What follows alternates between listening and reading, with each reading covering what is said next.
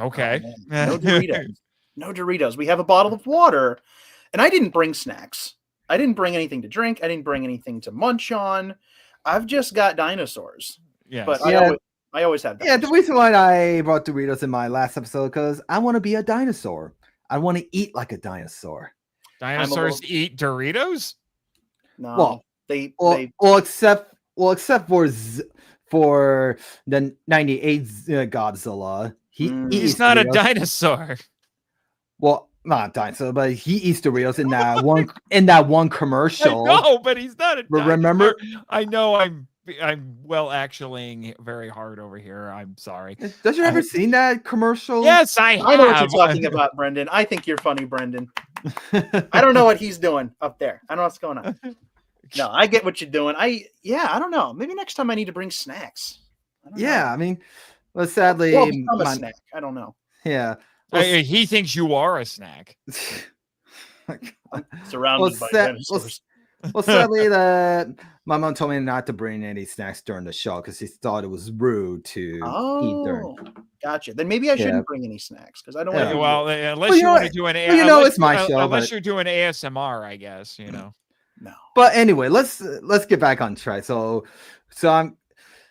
this film, The Lost World Jurassic Park, that I always grown up watching all the time. I mean, ever since I was a kid. That was before I got into the first Jurassic Park film more.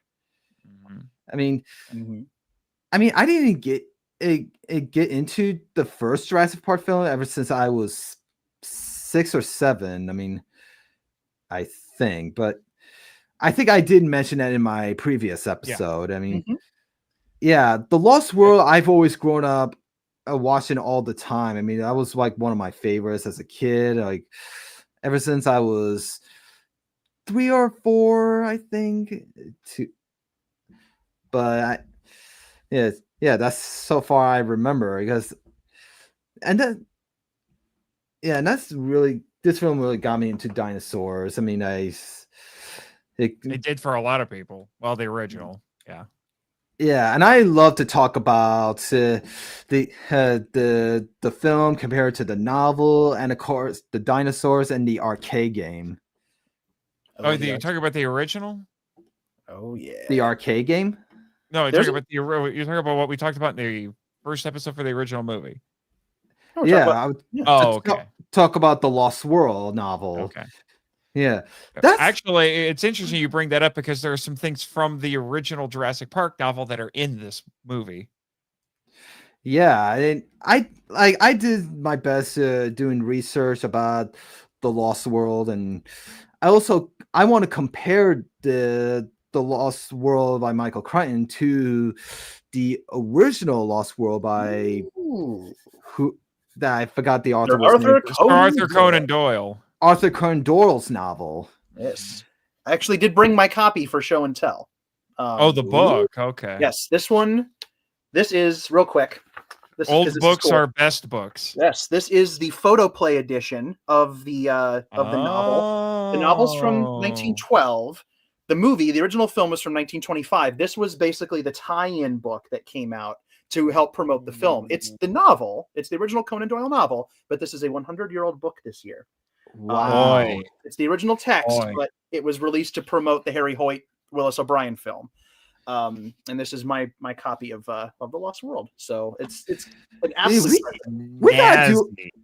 we gotta do a podcast episode about the original Lost World from 1925 because this year is the 100th anniversary of it. You absolutely should. I love that movie. That's a great movie. Me too. I mean, just make sure you get the most current edition. Because every time they find more footage, they put out a new edition. So let's get to the topics of how we first discovered this film. I already share mine.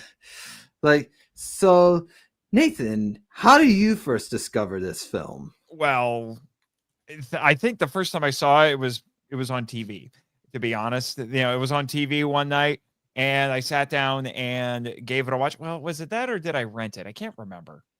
I know I saw it on a television. I just don't remember if it was because I rented it or if I saw it on a TV broadcast. But I'm pretty sure that's what it was. But you could not, like I mentioned for the original Jurassic Park, you could not escape the hype around it because this was one of the most demanded sequels that Spielberg ever got. Yeah. So it was just inevitable with what a juggernaut that first movie was that we were going to get a sequel. It took 4 years to do it, but the sequel finally came out, and now it's a franchise.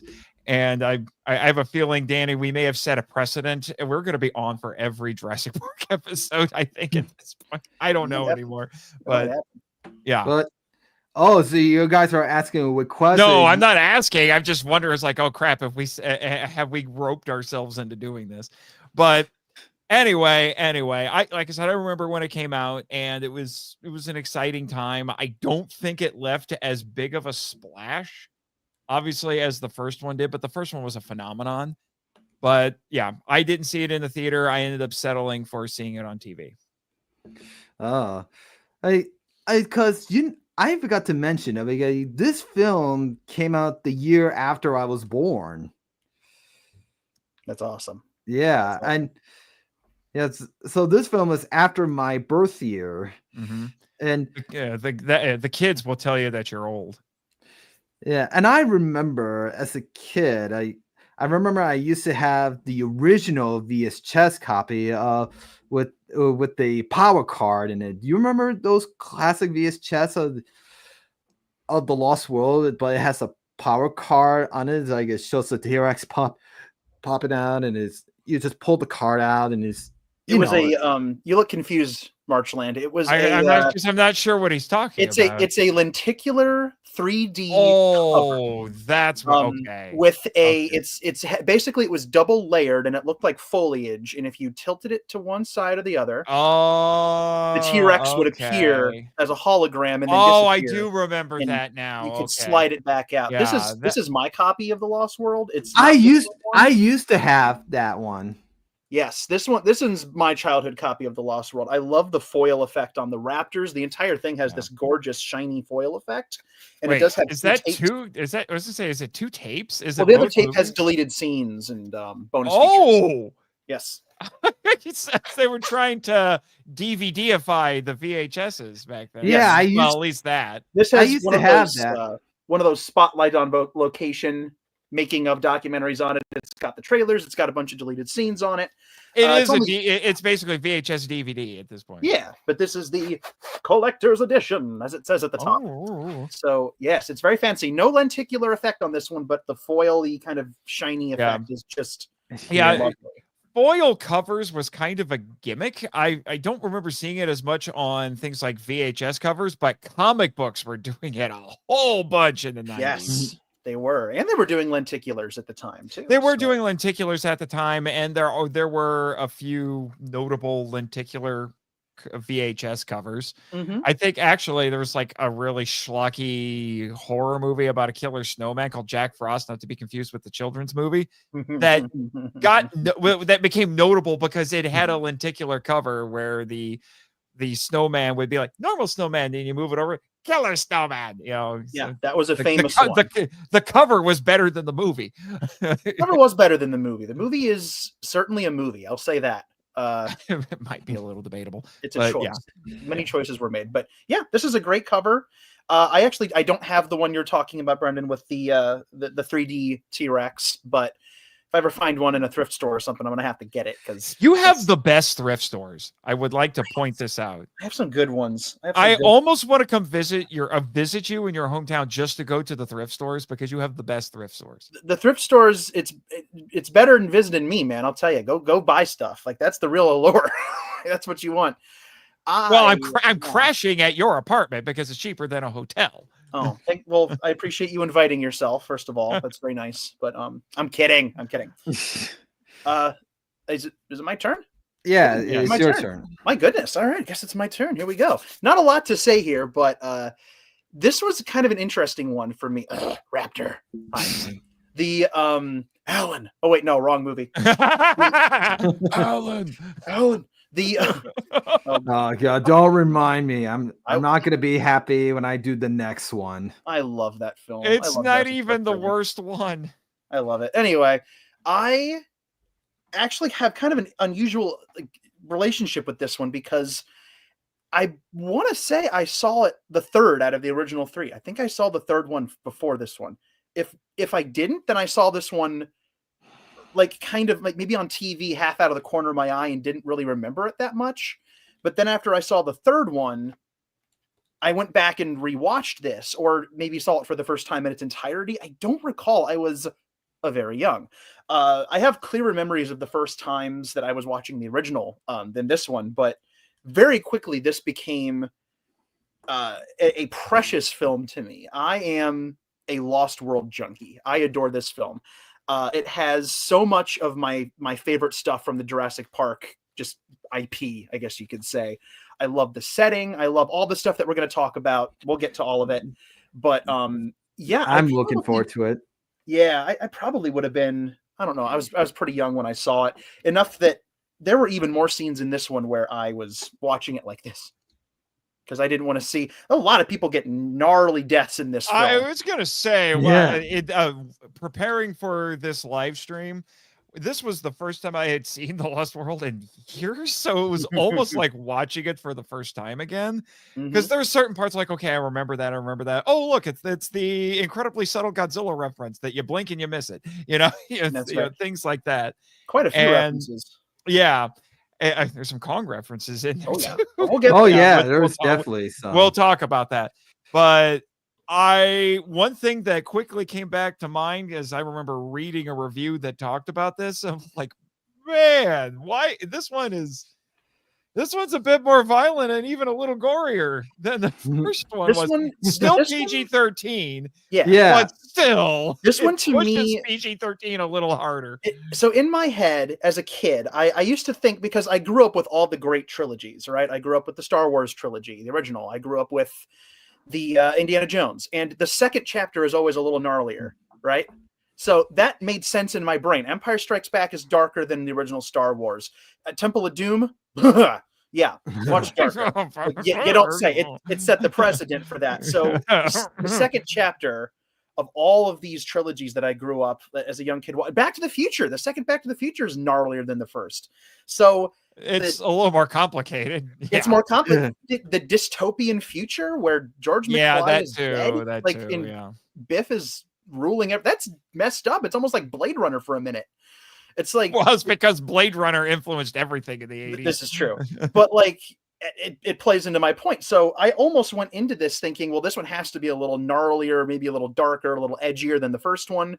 And it is. Spielberg doesn't do, this is kind of interesting. I was thinking about this before we jumped on. Spielberg is not really a sequel person. He's done some franchises, but he doesn't do a lot of sequels. I mean, he did 4 indies, but you can't really call them, maybe only 1 or 2 of them are sequels. It's more like episodic adventures. Yeah, well, Temple of Doom isn't a sequel to anything. Technically a prequel. That's what I think. Temple of Doom is a prequel. That's what I just said. Yeah, and then you have the 2, and then you have the other 2 indie films are sequels. But he doesn't really do that very often. He doesn't really do it. And the one, and we talked about this last time for those who didn't hear that previous live stream, the one movie, at least up until about this point in his career, the one other movie he said that he got more demand for a sequel than Jurassic Park was E.T., and he has firmly said no to an E.T. sequel for 40 plus years, and it's probably a good idea. It's an incredibly good idea. It's the same. It's about as dumb as doing Back to the Future Part 4. It should just never happen. Just don't do it. Well, there is a video game that's technically Back to the Future Part and a comic book and an animated series and blah blah blah. This ain't Back to the Future podcast, son. But it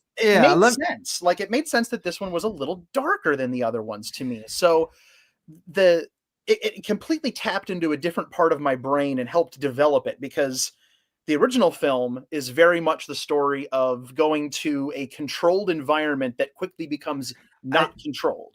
And Daniel, and I'm sorry to stop you right there. I mean, but the one thing I know you brought up Spielberg doesn't do sequels that much. I mean, I know he did a sequel for Jurassic Park. I mean, the reason why he wanted to do a sequel is because he had a great experience making the first film, and he actually went to Michael Crichton if he's gonna make another novel. And Listen, can you write another book because the movie was popular?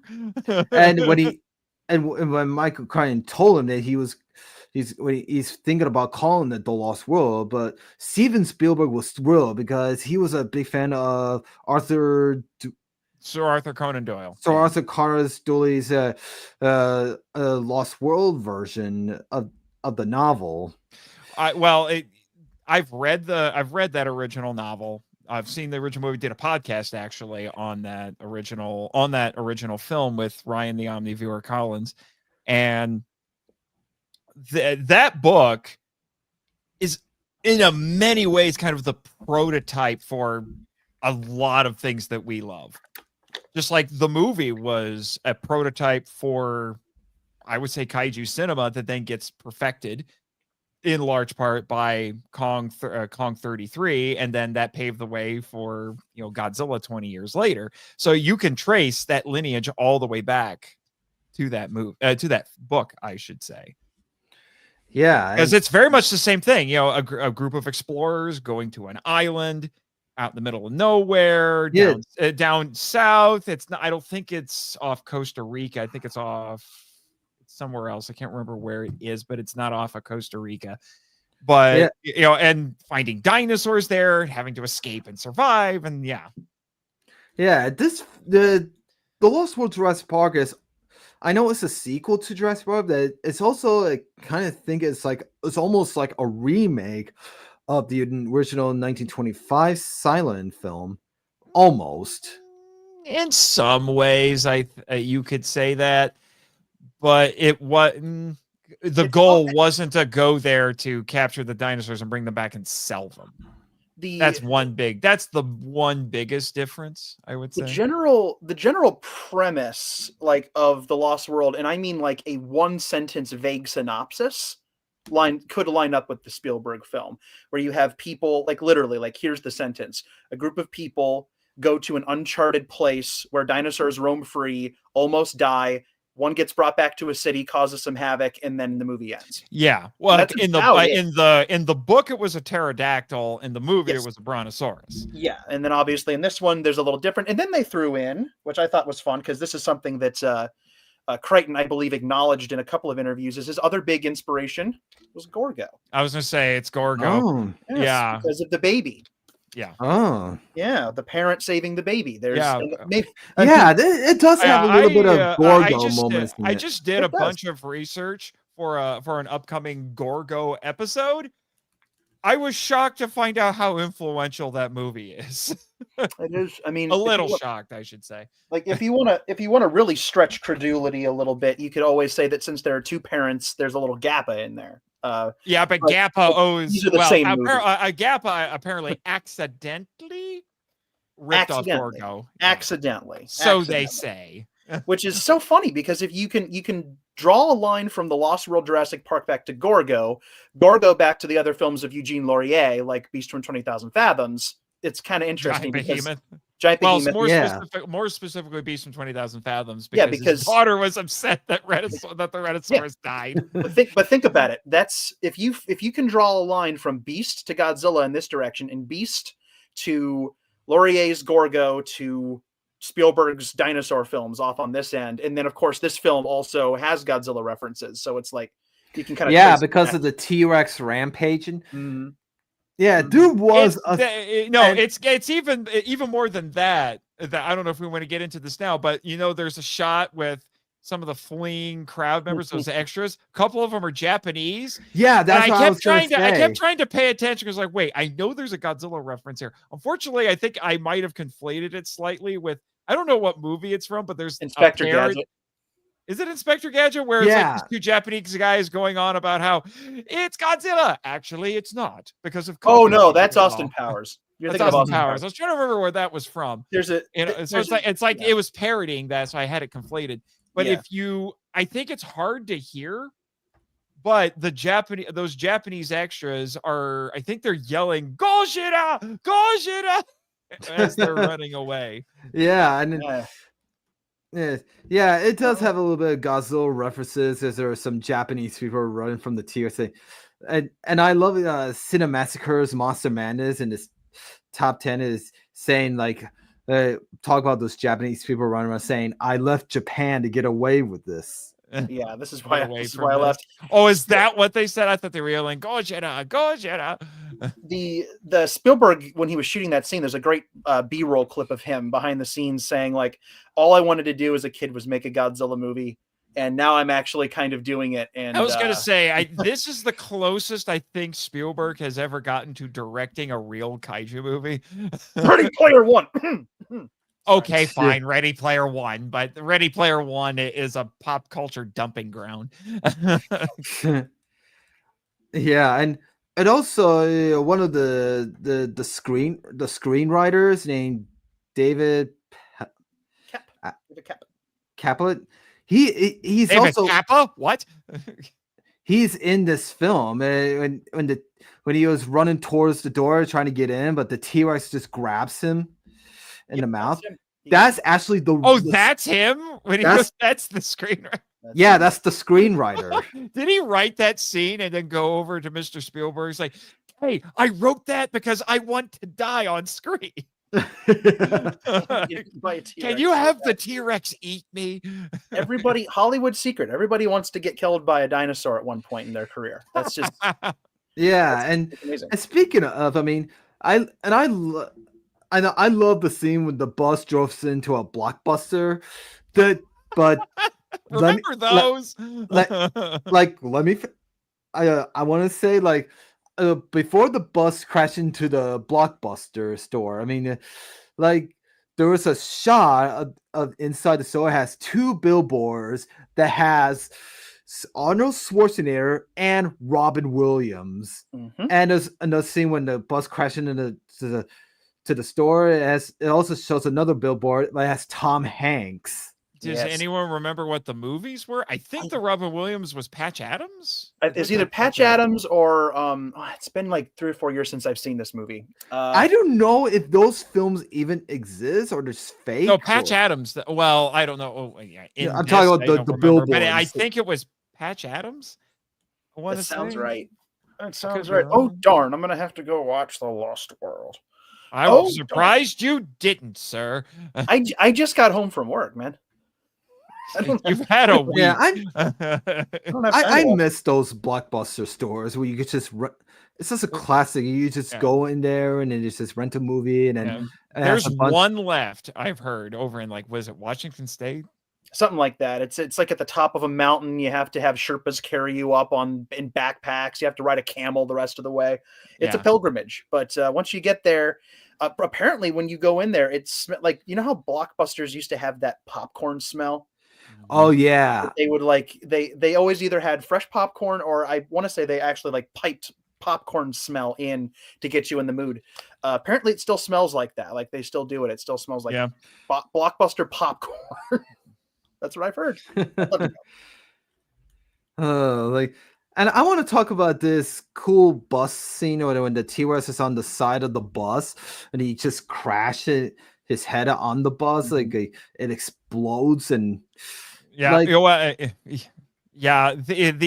end of this is just chaos. And the bus they actually took one shot to film it. I mean, they just because inside the bus there are no seats. There just has some weird pipes and some wires attached to that pull the metal in when the T-Rex crashed. Well, you gotta yank it in. This was something that I forgot about. This is 1997, and there's still practical effects in this. Some really good practical effects in this. Yeah, because we're kind of on the cusp of when that starts going away. No, they still couldn't make these things without Stan Winston, and arguably they still can't make them without Stan Winston, even though they think they can. Yeah, even though they think they can. Because I think wisely, and I'm sure we'll get into this more, but they wisely used practical effects for the close-ups of the dinosaurs and then saved all the CGI for things like the crazy stunts, like with the bus, which also has practical effects in it. But obviously they're not accomplishing that with an animatronic. You can't move that fast. Yeah, and the scene where the T-Rex goes, the ending of the T-Rex going on a rampage, I mean that wasn't in the novel, right? I've not read the Crichton Lost World novel yet. It's been actually someone gave it to me, so it's been sitting on my shelf for a hot minute. But I haven't read that one. I've read the original Jurassic Park, but they're in the original Jurassic Park. The dinosaurs did get off of Isla Nublar and get to the mainland for a little bit. So it's kind of an homage to that. But again, it's a little bit more like the Conan Doyle novel where they bring a dinosaur back and it gets loose. It goes and causes havoc in London. Yeah, and yeah, I mean the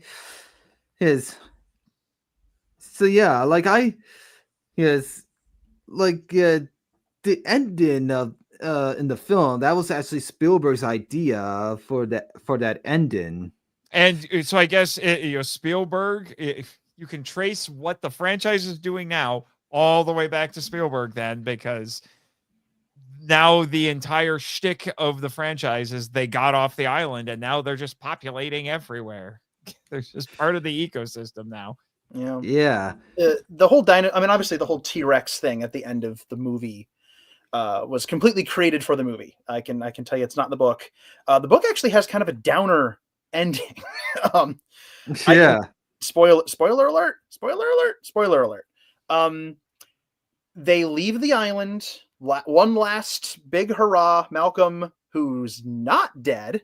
Because Crichton was it Crichton or Spielberg who told him to retcon that? As Spielberg, I believe. But at the end of the book, Malcolm gets away, and like most of the main characters get out. They're sailing away, and they ultimately discover that one of the Site B labs was putting this. I want to say it was like some kind of like protein or something into the food of the predators, and it was shortening their lifespans. Basically, it was giving them the disease. So the idea is that even though they're leaving the lost world there and they're just kind of letting it exist, it will not exist for long. Within a generation or so, the dinosaurs they basically have like Attack of the Clones accelerated growth, and they will all eventually die, and dinosaurs will go extinct again at the hands of this disease that's going to eventually just wipe out the island. So if you're into dinosaurs, it's kind of a downer ending. If you're into not going extinct at the hands of dinosaurs, it might be kind of hopeful, because now the dinosaurs won't eat men, and women won't inherit the earth. They'll find another way, but they won't. Dinosaurs ate all the men. That's just weird. You would think that if they're on an island, there's no way they're getting off, but well, they won't. It's basically an extension of the lysine contingency from the original story, where if they get off and they're not given food with this certain amount of lysine added to it, then they go into a coma and they die off.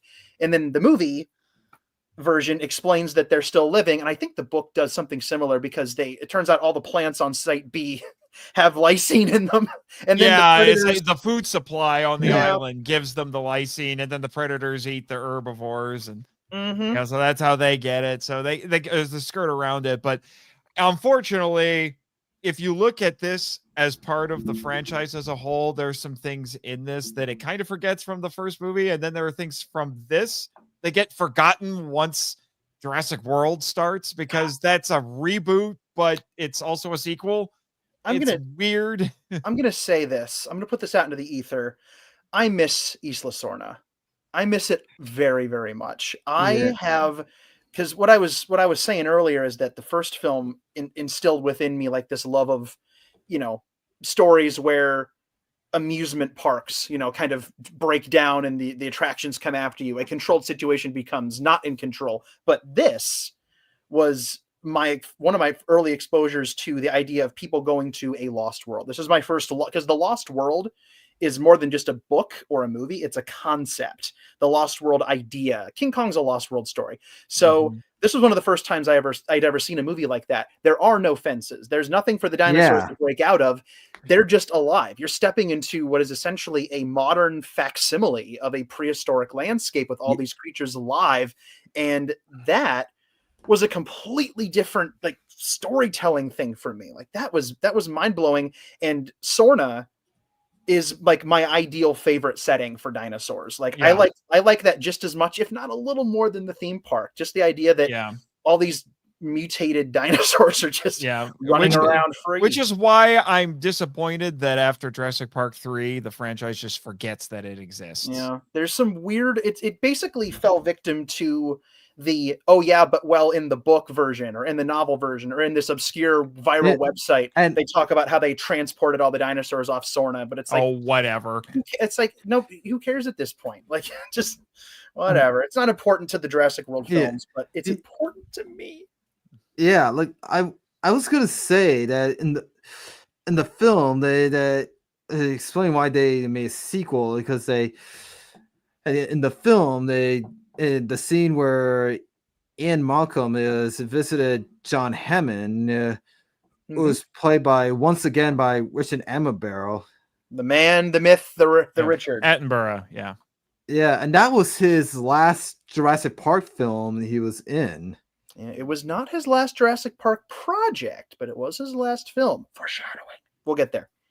Yeah, and before I get to that, I mean, I just want to say that there are some great cameo guesses, like the kids are back. The kids come back, play with the same kids, and they grew up a lot in 4 years. Kids do that. Kids do that, and it's so shame they didn't bring back Alan Grant or Sarah Hart. They said they were saving them for Jurassic Park 3, apparently. Yes. They I don't know. I get, to be honest, I think it made sense not to bring them back for this one, because I don't think those characters would be interested, and it seemed like their story was just kind of done. They kind of had to invent something to get them to go in the next movie. Bringing back Malcolm actually made sense to me. Yeah, and in the Lost World novel, they actually bring him back because in the first Jurassic Park novel, they actually killed him off by the T-Rex. Yeah, he had to retcon it. What? He got better. I got better after I got. And like I said, I never read the novel, and it's just. And how did Malcolm die in the novel? I'm trying to remember. He got infected from his T-Rex bite. That's right. He got bit by the T-Rex and then succumbed to the disease. And literally, the beginning of the Lost World book is just like, I don't remember exactly how Crichton phrased it, but he basically acknowledged that it was a retcon, where he's just like, I guess I was dead and now I'm not. We're moving on. It's like, it's very, I don't remember how he phrased it, but it's hysterical. It's really, really funny, because it's like he could not think of a reason. It's like Malcolm is not Jason Voorhees. He can't keep coming back to life. And they already had to come up with some excuses to get dinosaurs back into the picture anyway, because it's like, well, at the end of the first book, Isla Nublar is carpet bombed. There are no more dinosaurs. They are re-extinctified. Not a word. Don't try to use it anywhere. It's not a word. Re-extinction. Re-extinction. De-extinction is if de-extinction is a term, then re-extinction can be a term. I feel like that's, I get that. Well, I sign off. I like it very much. So that's a thing. So now we have to come up with, how do we get dinosaurs back? And the island where everything happened, like, this is the other island. This is the island where the dinosaurs were bred. Well, and according to, what is it? What's the next one called? What's what? The next Lost World, is it Rebirth? Is that what it is? Yes. Now there's another Rebirth. Apparently there is another one. But it's not Isla Sorna. What? I was going to say I'm calling it right now. Rebirth is just a remake of Lost World. Yeah, I was going to say when I did my movie trailer reaction video, I mean, this kind of look a little similar to The Lost World. It's almost like a remake. I am actually okay with that. I love the idea of going into a world where the dinosaurs have already busted out of the gates and they're just being dinosaurs. And you're basically. And I thought that Fallen Kingdom was. I thought Fallen Kingdom was. But that's the whole world now, because now they're just populating the world. I was gonna say, I thought that Fallen Kingdom looks similar to The Lost World. I mean, except Fallen Kingdom was about evacuating at least some of the dinosaurs off the island before it nukes itself with a volcano. It was kind of The Lost World for like 14 minutes. And then the first half of that movie's actually interesting and compelling, and then after that, I'm just like, what? It becomes Dinosferatu after that, which is not a bad thing, by the way, but it is a thing that the movie. But the second half is a completely different movie. It's very different. It's very different. It's like the last 2/3, but that's another episode for another time. Yeah, and as I was saying it, I mean, for the scene when Michael was visiting John Hammond. I mean, that one scene that when do you see John Hammond was lying in bed? I mean, he was with all the operations. I mean, I don't know if that's like a sign of he is sick or dying. He's old. It's not explained in the film, because it's not explained in the book, because he's not in the book because he done got dead. But in extended, and he wasn't a likable character in the book. No, he was evil Walt Disney in the book. I love how this is so funny. Crichton retcons Malcolm's death, but he leaves Hammond dead. He was inside of several dinosaurs at that point. Yeah, I know. No way. It'd be a little harder to do. You can't do that. You have to be Jason Voorhees for that to work. But it's established, I want to say, in the Jurassic World viral stuff that came out, that Hammond canonically dies like right after Lost World. Like, he was sick. That was not the intention when they shot the movie, but they went back and changed it to say that he was ill. I forget what was the first Jurassic Park movie that acknowledged Hammond's death? Was it Jurassic World? It was Jurassic World. Is it Jurassic World? JP3 didn't mention it. They mentioned him. He did. They didn't mention him in the third years either. What? They name dropped him in the third one. He's mentioned, but they don't say that he's dead or alive.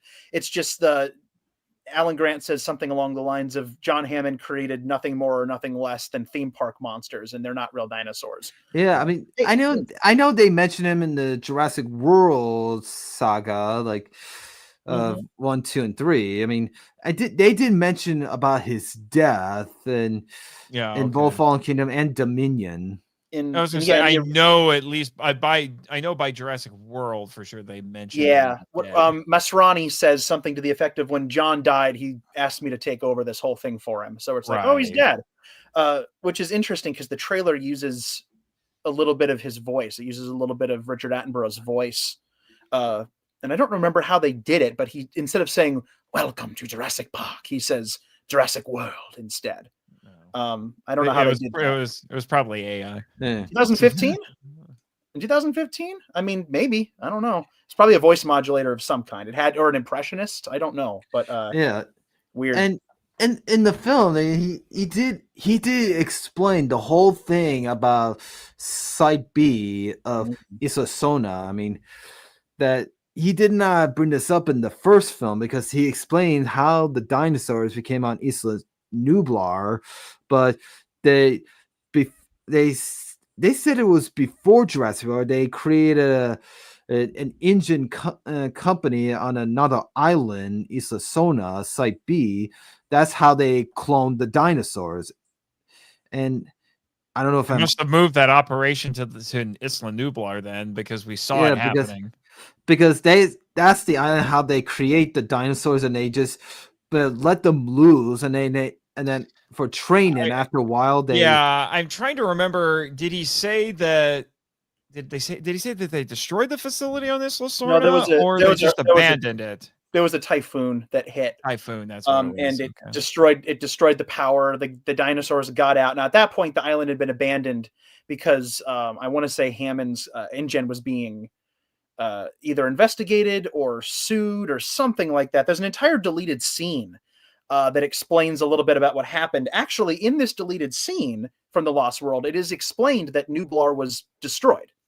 So they got rid of it, which enabled, that's the only reason Jurassic World was able to be made, is they cut the scene out explaining that Nublar doesn't exist anymore. All those dinosaurs are dead. Yeah, because contingency, which would explain why Jurassic Park 3 goes back to Isla Sorna. Exactly.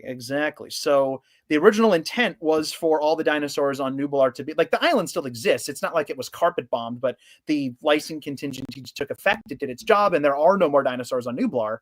But that's not in the final film. That's deleted, which is why you get Rexy back in the Jurassic World movies. It's a loophole. Yeah, because both Jurassic World and Fallen Kino took place on this Isla Nublar. That's no, right. Isla Sorna. No, Isla Nublar. What? He just said world, man. Oh, world. Oh, okay. I thought he was talking about Jurassic Park 3. Sorry. Yeah, Jurassic Park 4, which is what everybody called it forever before it actually got the Jurassic World name. I was never sure what they were going to do with that thing. I felt like they came up, like something leaked every few years. And they did mention Isla Sorna in Fallen Kingdom. Yeah, for like 2 seconds. It's not enough for me, man. I miss Isla Sorna. I miss it. I want to go back. Well, I was kind of hoping Jurassic World Camp Cretaceous would go back, but no. Yeah, and I love that line that Hammond says, like, we're not making the same mistakes again. And then Ian Malcolm says, no, you're making new ones. All new ones. This entire franchise is predicated on humans making stupid decisions about dinosaurs. The movie is predicated on humans making stupid decisions about dinosaurs and Jeff Goldblum telling them that they're idiots. Yeah, I forgot how much I love Malcolm's like deadpan sarcasm. Like, I feel like he cranked it up a few notches in this one, to be honest. You know, because now he's just like, I know what happens. Please stop. I've read the script. I can break the fourth wall. I know what's going to happen. I'm the god of this movie.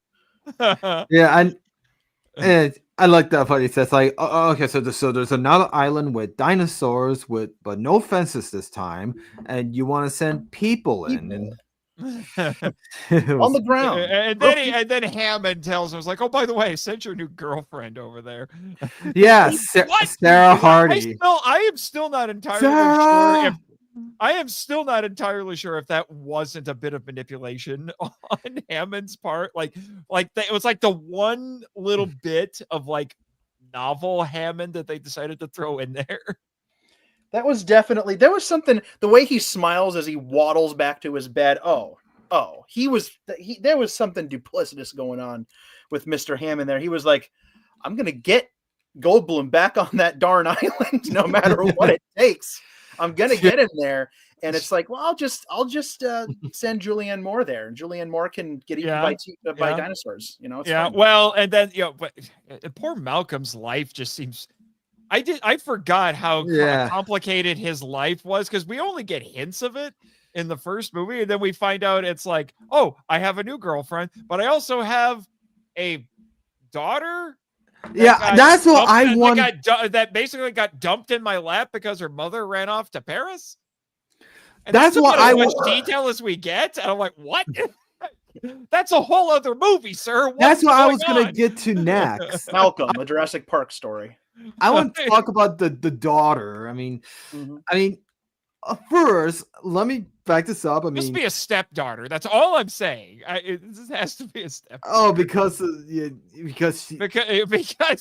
well, a couple of the characters pointed out, it's like, so how'd that work? It's I was saying, because the daughter is black. Okay, that's kind of racist. No, dude. It's not racist. It's just an acknowledgement of fact. Well, I don't think it's. I know that. Let me back this up. I mean, I know that in that film, first of all, the girl's name is Kate, right? Kate, yes. I mean, in the film, Kelly. Kelly, yeah, that's what I meant, Kelly. Like, I mean, in the film, first of all, in the novel, that Kelly was never actually Ian Malcolm's daughter. She Yes. was So she she's wasn't. just a stowaway kid who's Yep. yeah, They changed but they made him as Ian's daughter in the film. Mhm. But he only has one kid, one daughter, Kelly, but if you look back in the first film, that one scene when the storm began and they're all in the car driving, you watch Ian and Alan talking, and Alan says like, "Do you have kids?" And says, "Oh yeah, 3. I like kids." He said 3. Probably all with different mothers. Yeah, Either in the first either film, that, he said he has either 3 that, kids. or he was trying to say it to impress her. I don't know. I don't think he had any reason to lie about having 3 children. I think he was proud of the fact that he was always on the lookout for a future ex-Mrs. Malcolm. So the first film, he mentioned he has 3 kids, but in the sequel, he only has 1. Well, the other 2 just don't show up. You can't have 3 kids stowing away. That just gets complicated. Oh yeah. Yeah. I mean, they're probably not siblings. Again, it's probably that Kelly probably hasn't even met his other 2 children. They're probably on opposite coasts, wherever Ian was going to do lectures on chaos theory. You Children never with bring wavy chaos black theory hair up will in show this. up And afterwards. it's too bad they didn't bring her back in Fallen Yeah, I would have liked to see. or Oh, in Dominion. not Fallen Kingdom, the Dominion. I would have Too bad liked they to see didn't her. bring her back. She's like an Olympic gymnast now, and she. Oh yeah, the one scene Okay, sparring with I'm sorry, the gymnastics bit was a little much. I knew you were going to say that, and you know I'm going to disagree. I know you will, because you're Danny DiManna and you love everything. Well, yeah, when she does the Olympic things, that kick the raptor and she kicks a raptor. hey you. I give them credit. At least it's set up, but the execution of that scene was just a little much. Spielberg blew the head off of a shark. He does cheesy big things sometimes. It's on brand. Well, it also didn't help that was very clearly a man on that pole. I guess I never looked closely enough to realize that. Yikes. That Now I is- don't have to. Thank you. Well, when she looks a little taller when she's on that pole. And you never do see her face. That's that's true. I'm gonna have to look into that. I wonder if that was a stunt guy. That would be kind of funny. Yeah, Wouldn't be the first time that a stunt man has had to step in for a woman. You know, that is kind of a weird still, which is weird. Like that's a common practice. It's whatever. I don't know. Yeah, well, although which is not what they did in the first Jurassic Park, because we talked about that, because they actually had a stunt woman for the little girl at one point when she's when she nearly falls out of the ceiling. The ceiling. Yeah, because her actual because face they actually CGI'd her the little actress's face over her. Yeah. And you just don't notice it unless you're really looking for it. I didn't know that for years. I didn't know that. I'm like, that's a pretty effective use of subtle CGI at a time when subtle CGI didn't really exist because CGI didn't really exist. I mean, Well, that was something else. I do want to Yeah. bring this up because the opening of this is actually inspired. It's not a direct adaptation because it ends more happily compared to the novel. Yes. But the opening of this movie is the opening of the Jurassic Park novel, except the little girl doesn't die. Thank you. Yeah, I want to get to that. But when I was watching this, like, oh, good Lord, if they made this now, they would green screen all of this. They filmed that on location. That scenery is gorgeous. We need more of this and less green screen. More of Sorna, please. Yeah, that opening scene was almost similar from the original Jurassic Park novel, because the original shows Compy's eating a baby, and it was a little girl. Yeah, except in the Lost World, they add in the film they just add a little girl, and they didn't mention that John Hammond said this, and there's one deleted scene. So there was a board meeting with the engine company, like shows John Hammond's nephew. He did mention about the little girl. Is they said that she's all right. Yeah, and they mention that he mentions that to Ian as well. Mhm. Yeah. It's I so was- funny. It was so funny watching this scene. It's this little girl with a very British accent, and she's like, "Oh, you're cute." Are you okay? and Mommy, then the Mommy, dinosaur's like, "Oh, you think I'm cute? I have friends, and you look tasty." the moment where the mother rounds the corner and just screams like Fay Ray into the camera, looking at something, and then it snap cuts to Ian yawning in the Yes, subway. that was Yeah. pretty Was Cinema. this Cinema. Peak cinema? Was it? Yeah, but that was actually a bill. That was actually like a billboard behind him. Of Beautiful. He was at a train station. Beautiful. Beautifully just- done.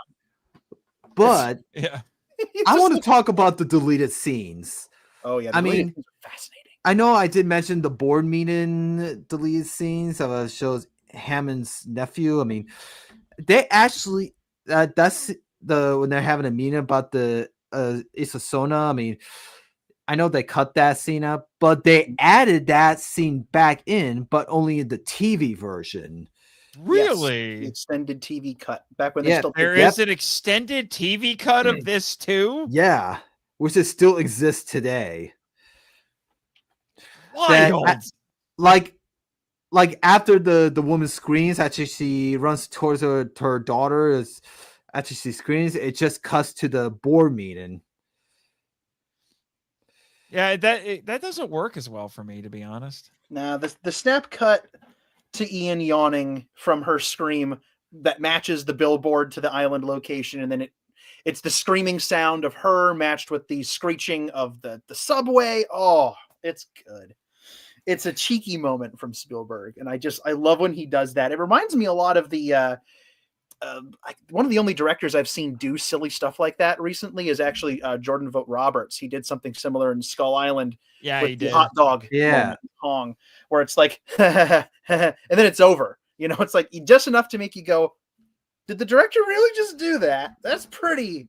Oh wait, everybody's dying. Oh, you know, and then you're back in the movie. But with Malcolm, it's like, oh, there he is. He's cool. He got a haircut. He's looking a little. I don't know. He's looking like he's ready to drop a 1990s heartthrobby pop album in this movie. I don't know. Did you forget the incredibly the over meme scene in the previous movie? No, I didn't forget. I still have nightmares. It's fine. And I was gonna say, did you guys see me for what I just did moments ago? Like, Yeah, that from that train scene that guy did that. That guy, he has a fanboy. I believed you. I don't know if that guy was teasing him or if he was actually a fanboy. I think he was sincere. I like that he's like the one guy who actually likes him. The one guy. Yeah. The one guy. Although it's weird, that was something I was trying to figure out. I was like, is the existence of Jurassic Park public knowledge? Or is it something that's like people say exists, but they can't prove that it exists? Well, they got shut down for it because it's very quick dialogue that's overlapped, so you have to really listen. Spielberg was pulling a Howard Hawks, and he was having the actors overlap their dialogue, but basically Ian, like any attempt to sue InGen or make the story public was shut down. And I think that there was something else involving his book. Like basically he had to publish this book like Fringe. Like I survived an island of dinosaurs and everybody thinks he's a crackpot because InGen won't acknowledge anything, and any attempt to let the truth be known is not so good. So anything like that involved the park and all the crap that happened on that part in the park in the first movie is under wraps, and they won't let it out. So yeah, they're trying to. I was just wondering because by the end of the movie, it is definitely, at least Isla Sorna is public knowledge, which leads to because they have a CNN report where they're like, oh, they're taking the T-Rexes back. Well, I mean, how many people that T-Rex munch on? Like, it's like you can't hide it after that. Okay. I love it. Again, I said this when I did a podcast episode about Jurassic Park. I said it in the previous live stream. They go out of their way. I think they spend most of their time calling the critters on this island animals. I don't even think they really Yeah, say that's what dinosaur John- all that often. John They keep Hammond saying said it. animals because they want to emphasize this was the goal in the first movie as well. We want to emphasize these are not monsters. These are animals. I'm sorry. The carnivores continue to be overly aggressive and incredibly hungry. You know, I liked the use of the phrase animals. Actually, that became rather common after this film. And then they inverted it a little bit with the Jurassic World films where they referred to them as assets, which is the opposite of calling them animals. It takes, kind of yeah, the but personality. that was yeah. I will give Jurassic World credit, even though I thought, really, we're just reopening the park. But that does play into the theme of this, is just like we continue to make stupid decisions regarding dinosaurs. And someone is like, oh, Hammond's been dead for years. Let's fulfill his wishes and actually open the park. And we'll make actual kaiju and put them in here. One of them is called the Indominus. And, so it actually makes sense. So there's justification for it. It's just I need a 4th Jurassic Park. Well, now we have 7. So somehow. Yeah. But anyway, yeah. So I'm just like, they even call it out. They try to say like, oh, the T-Rex just ate. It's not, they aren't going to be coming to get us. And then I'm sorry, but these T-Rex parrots, they are petty SOBs. I am sorry. They got their baby back. They leave for 2 minutes and then they come back just to shove them off, shove the trailers over the cliff because they have to protect their territory. I'm like, what? This is vindictive behavior, okay? I'm sorry. I want to talk about the trailers. Like probably the best vehicles. set piece, the best new set piece in the whole movie. Yeah, I love the scene with the 2 parents, the 2 T-Rex parents. Yeah, because now we have male dinosaurs. Yeah, they're not all female now. Yep, they're not all females. Life found a way. Found a way, yeah. So now you've got and they Mommy and Daddy. Oh god. Oh, I deserve that. I deserve it's like, Danny, I don't want to know what you do not at make night it with your weird dinosaur toys. For 5 minutes. Don't make it weird. They're just a loving couple. They nuzzle each other. I actually do have a little baby somewhere. I don't know where the baby is, but we have a little baby. Well, I also have to mention, I mean, the film locations. Before I get to talk about more about the trailers and the T-Rexes, I mean, I want to talk about the film locations. I know the T-Rex rampage scene took place in San Diego and back when they had the Chargers. Yeah, and when they filmed this on Isosona, I mean, they actually filmed this half in Hawaii and also half of it in somewhere in California, I think. Redwoods. They filmed in the redwoods with those giant, beautiful trees. Which I could tell when they got to that part, I was like, those are redwoods. Same place they shot redwoods. Some of Endor, I believe. That makes sense. Yeah. They actually Spielberg and Lucas are best friends. Oh yeah, they're buddies. Yeah, and so when those scenes when they're walking in the forest, so that's those big trees with the stegosaurus came, it just looks like they're in a natural. It actually looks like a great outdoor version of Jurassic Park. A wilderness, like with some deers and log cabin style to it with the Rocky Mountains. I don't think I would want a log cabin when there are dinosaurs around. I saw what I said. It was horrifying enough seeing a T-Rex walk up to a tent. And I have seen videos of people who have encounters like that with bears. T-Rex is horrifying. Can you imagine if a raptor fought a grizzly bear? I think the raptor's winning. Yeah. The sequence it's got those toe claws that could just rip its entire stomach open and a lot more teeth. The sequence with the stegosaurs, which is our first big dinosaur reveal. I mean, we had the Compy attack, but it's kind of like in the first film where Spielberg opens with the raptor killing somebody. And then we have the grandiose herbivore shot. In the first film, it's Brachiosaurus. In this one, it's the Stegosaur herd. Yeah. And it's just beautiful to see these things just wandering. It's one of those dinosaurs that was not in the first film, and it's kind of a given that you have to have stegosaurs in the second film. Oh, yeah. I mean, Stegosaur is like top 10 most popular dinosaur. I mean, have to. 5. It's everybody kind of knows what a stegosaur is. And, yeah. And the Brachiosaurus from the Jurassic Park, I mean, they are like the main stars in the first one, but the Stegosaurs are the main stars for the Lost World. They're kind of like the herbivore mascot almost for this. Yeah. And it establishes kind of our running theme, because we see this with the humans as well, especially with Malcolm and Kelly. Yeah, and I gotta say where they're like, "Oh, look, it's a baby," and then mommy and daddy come over and like, "Get away from my baby!" That's actually a really good point. They do kind of foreshadow the Rex thing with the baby, don't they? I never thought of that. Because Sarah Julianne Moore is just like, "I'm here to disprove all the dogma about dinosaurs and prove that they are actually loving, wonderful parents." Yeah, this film has 2 babies in it: a baby Stegosaurus and a baby T-Rex. Yeah. I love the Stegosaur moment has one of my top favorite lines. Actually, that entire moment has several of my favorite lines from the whole film, where they're yelling for Sarah. They're trying to figure out where she is, and Sarah! And screams her last name, and Malcolm says, "How many Sarahs do you think are on this island?" Well, one of them might be my sister. I don't know, my real sister. Yeah. But one of my absolute favorite lines, because this is absolutely Spielberg going a wink, is when these guys are sitting there watching, and the line is like, "Well, what did you expect? We knew there were going to be dinosaurs here." And he says, "I don't know, big iguanas." Which is big iguana. That's a reference to the 1960 version of The Lost World.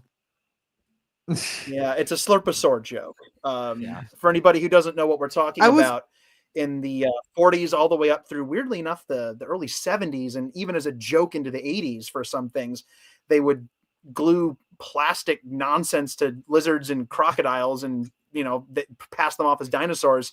If you've ever seen Gigantus the Fire Monster, you've seen this footage. You've seen footage of Slurposaurus. Yeah.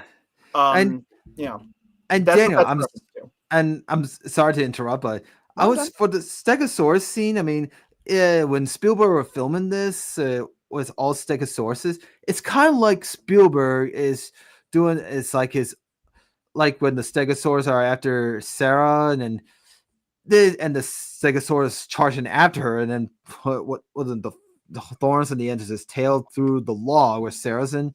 Oh my gosh, narrowly avoided getting skewered. She almost got agonized. It's almost like Spielberg is doing his own King Kong scene, or where the Stegosaurus after the group. Tail. Jeez, if he hadn't made I wonder, I almost would have loved to have seen Spielberg direct a King Kong movie, but he's like, I made Jurassic Park, I don't need to do it, and and then Peter Jackson probably just would have come in and said, like, "No, Steven, no, I'm the bigger fan here. You can't on me. I need to make a 3.5-hour movie about a giant monkey. It's not going to be you." Now that I'm sitting here, I brought all these props. The one thing I didn't grab was my King Kong Stegosaurus head. I have a mold off of the original puppet, and I should have just held that up to the screen and gone, "Hey, Stegosaurus!" But whatever. I love the Stegosaurus. The design is also gorgeous for the Stegosaurus. They've got this beautiful green skin. They've got that kind of almost skin wrapped Stan Winston look. It's like you can't forget. When you see a Lost World Stegosaurus, you know that it's from Jurassic Park. Like if you see it, like they rip these things off. Like this T-Rex I'm holding up is not from. This is not a Jurassic Park toy. This is unlicensed. You can get this at like Michael's craft stores, but it is very clearly modeled after the T-Rex. That kind of almost looked like the V-Rex from Peter Jackson. A little bit, actually. It's basically fused. Like it's got the Jurassic Park ridges and the body proportions, but it's got the overbite of the V-Rex. So it's very close. And then this one's kind of a cheaper version of that one. But again, this is very clearly modeled after the JP Rexes, and if you go into a lot of those stores, you'll see you can tell when they modeled a Triceratops, also in this film, Stegosaurus, also in this film, after those Stan Winston designs. They're just that identifiable. And it's amazing how he just kept doing it. You know the raptors when you see them. You know the brachiosaurs. It's like that's a Jurassic Park dinosaur, and it's beautiful. Oh, we have a guess in the comments. So the figure was like a dino DNA. That is a good point, Edwin. That's excellent. That's excellent.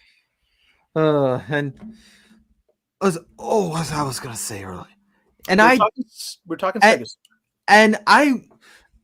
And I used to have an animatronic Stegosaurus toy, a remote control one. I used to have when I was a kid. Ooh. Also, sadly, I don't have anymore, and I kind of removed the wire remote thing, and I used to have a remote control T-Rex too. I had one from this movie. It was rubber, had rubber skin.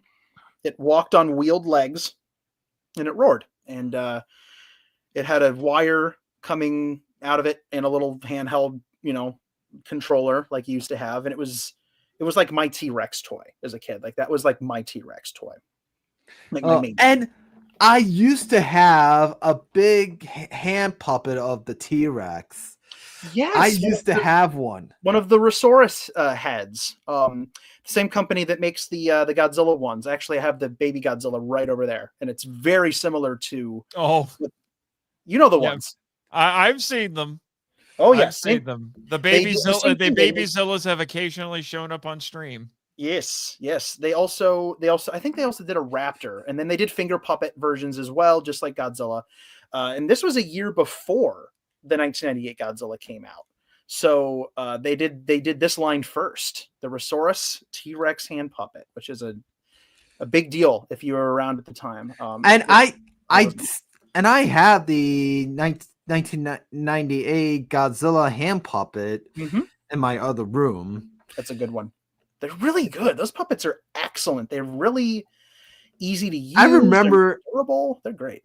I remember I used to have the T-Rex puppet. I used to tease my dog with it. It's like going by it, and then my dog would just do like this and then barks at it like and he almost tries to grab it with his mouth, like when I was doing this.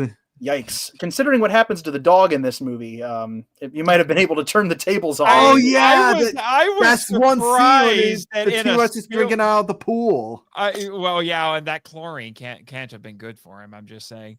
But I was surprised because, like I said, I haven't seen this movie in years, and I'm like, wait, Spielberg actually killed the dog? What? Go watch Jaws.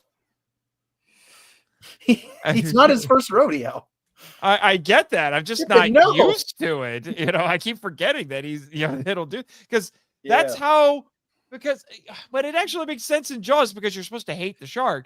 You're not necessarily supposed to hate the T-Rex, and it ate the dog. Yeah. But it's done in like such a darkly comic way with the dog house hanging out of the mouth like a dog with a toy. Like basically the T-Rex is a dog that like it's the exact kind of thing where I had cats growing up. I had 1,000 cats, and I could not tell you how many times a cat materialized on my doorstep, and they're just sitting there like totally normal, and then they look at me and there's like a mouse tail hanging out of the mouth of the cat, and I'm like, oh, what did you do? Like, stop it. And they're like, Daddy, look what I did. And I'm like, no, except again, it's just a very hungry T-Rex that is now got a stomach full of chlorine. I can't get over that. The stomach full of chlorine. That can't have been good. Maybe that's why he ate the dog. He was trying to settle his stomach. Okay, I want to talk about the T-Rexes. Like back to the trailer. I love the trailer scene when it's raining. That scene is like much darker than the last film. I mean, that's the big set piece. It's because I forgot how long it went on. It goes on for a while in this movie. Yeah, I mean, you had some people in the trailer, but they're not sitting down. They're just standing on the side of they're standing on the edge of the trailer thing with the two T-Rexes on the sides, and looks like they're trying to hide. Or Yeah, that felt like Spielberg saying, "It's like, oh, remember when I had one T-Rex that was trying to sneak up on one of the Jeeps? How about I have two?"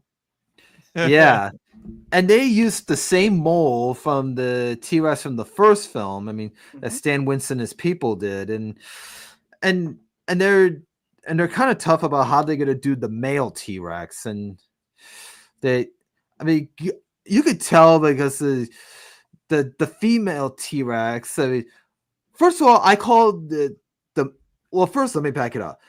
I gave those T-Rexes names. Oh, did you? I mean, in Jurassic Park and the Jurassic World trilogy, they call them Rexy, and but for the Lost World T-Rexes, I know people already give them names. I mean, the male T-Rex is called Buck, and the female T-Rex is called Doe. Yes, Doe. The buck and the doe, like deer. Buck and the doe, like deer. Yeah. Yeah, and I mean, obviously, well, we haven't gotten to the best character of the movie yet. We'll get there, but he does refer to the T-Rex, the male Rex, as a buck multiple times on screen. And I guess if one's a buck, the other must be a doe, which means that the baby is a fawn. If you ever think about it. Oh no! But they're both still petty. They are definitely vindictive. Seriously, if they walk away and then come back, if they were still there, and they're just like, "Oh, we got the baby back. Now kick the trailer over." No, they left, had a talk about this, and they came back. It's like that's just good for stealing our baby. Yeah. No, it's more like well, we want our baby, give us our baby. Yes, give us our baby. And then they give him the baby. Like, oh, Junior, we got you back. Okay. And then they walk over and like, Junior, go play with your friends. And then Buck looks over at Doe. It's like, I hate those guys. It's like, what do you say we kick them over the edge? Honey, get over here. Honey, what? Honey. You know what would be like really funny? What is it, dear? No, just listen. Okay, hear me out. Cool. All right, check it out. We go back to where the humans are. I don't want to go back. Just hear me out. You listening? Yes. Okay. We walk up. They don't know we're coming. Okay. Yeah. And we kind of push them. Push them a little bit over the cliff. Honey, you're a genius. Let's do it. And then that's what happened. Scene. Yeah. It's like, honey, you're so devious. I love you. Let's do it. Honey, you're so full of bloodlust. I love it when you're bloodlusty, honey. And the one scene before the cliff, I mean, like when they carried the baby towards the door, that they took the bell off. I mean, if you look heavily at the windows when they pass, you can see one of the two animatronic T-Rex are moving forward because that's like the first time they ever had. Because in the previous film, they always have a CGI T-Rex walk in, but for this film, for the trailer scene, I mean, they have animatronics moving. That is true. Because the Rex, you'd never know it because of how well they integrated. But in the original film, the Rex is stationary when it's an animatronic because they didn't build the whole thing. But these guys scooted. They got them to scoot, and imagine taking something the size of a house and then just kind of moving it like it's. It's bonkers to me that they made that work as beautifully as they did. Years and years later, how many years after that would that have been? Maybe 15, 12, 13 years. They did the Walking with Dinosaurs live show, the live arena show, and the dinosaurs are beautifully mobile there, and they're full body. And it just goes to show you how quickly the technology evolves, because those dinosaurs to me still feel incredibly real, and that was 14 years ago. But they literally went from an immobile big T-Rex model to something that could actually move. It was rudimentary movement, but it was moving forward. And it's amazing how far the technology has come since then. It's just, they advanced it so much. The guys at Stan Winston were magicians. They were Yeah. just magicians. Yeah, Yeah. yeah. But what's interesting is that the Rexes push it over and then they leave. This is the thing makes it even worse. They actually leave and come back twice. Yeah, they come back again. Because they push it Yeah, over. they came back again. And they push it. So there's like, honey, let's push him over because we're jerks. And then they push, we'll avenge Junior. And then they push it over. And they're like, haha, we win. And then they walk away. And then the other guy comes in. He's like, oh crap, what's going on? They're about to fall over. We have the harrowing scene of poor Sarah sitting on top of the glass that is slowly cracking. You want to talk about harrowing. And they barely avoid that, and they lose the satellite phone because that's what breaks the glass is the satellite phone gets dropped. Then the other guy shows up, and I like this guy. Poor Eddie. There's like this entire sequence where he's like, I'm going to be the hero, and he's like throwing him a rope so they could climb it, and then the trailers are still falling over. Oh crap, I need to anchor this. And then he goes over and he's like falling over in the mud, and he's tying the cable from the Jeep onto the axle of the trailer. Is like, oh, okay. But then it starts moving. The Jeep is like, no, and he starts freaking out again. They start putting it in reverse and trying to get it to not fall over. And then those petty T-Rexes come back again. And then they basically Lady and the Tramp this poor guy. Like, yes. Yeah. Even worse. So it's like they had two conversations. It was like, hey, honey, someone's trying to save the people in the trailer. What do you say we go eat that guy? Like, and then seriously. And who's boss? I'm hungry. And I was good. Fine. And I was saying that. I mean, the last film they issued CGI of the T-Rex eating people, but they use live animatronic T-Rexes of like what for the one scene when he just grabs the guy and the next scene they're all CGI and then they rip that guy in half. Do you think they discussed which half each of them got? Yeah, speaking of, and He's like, honey, do you want the torso or should I get the torso? Oh, honey, you know I love my brains. I'll take the top. And let me.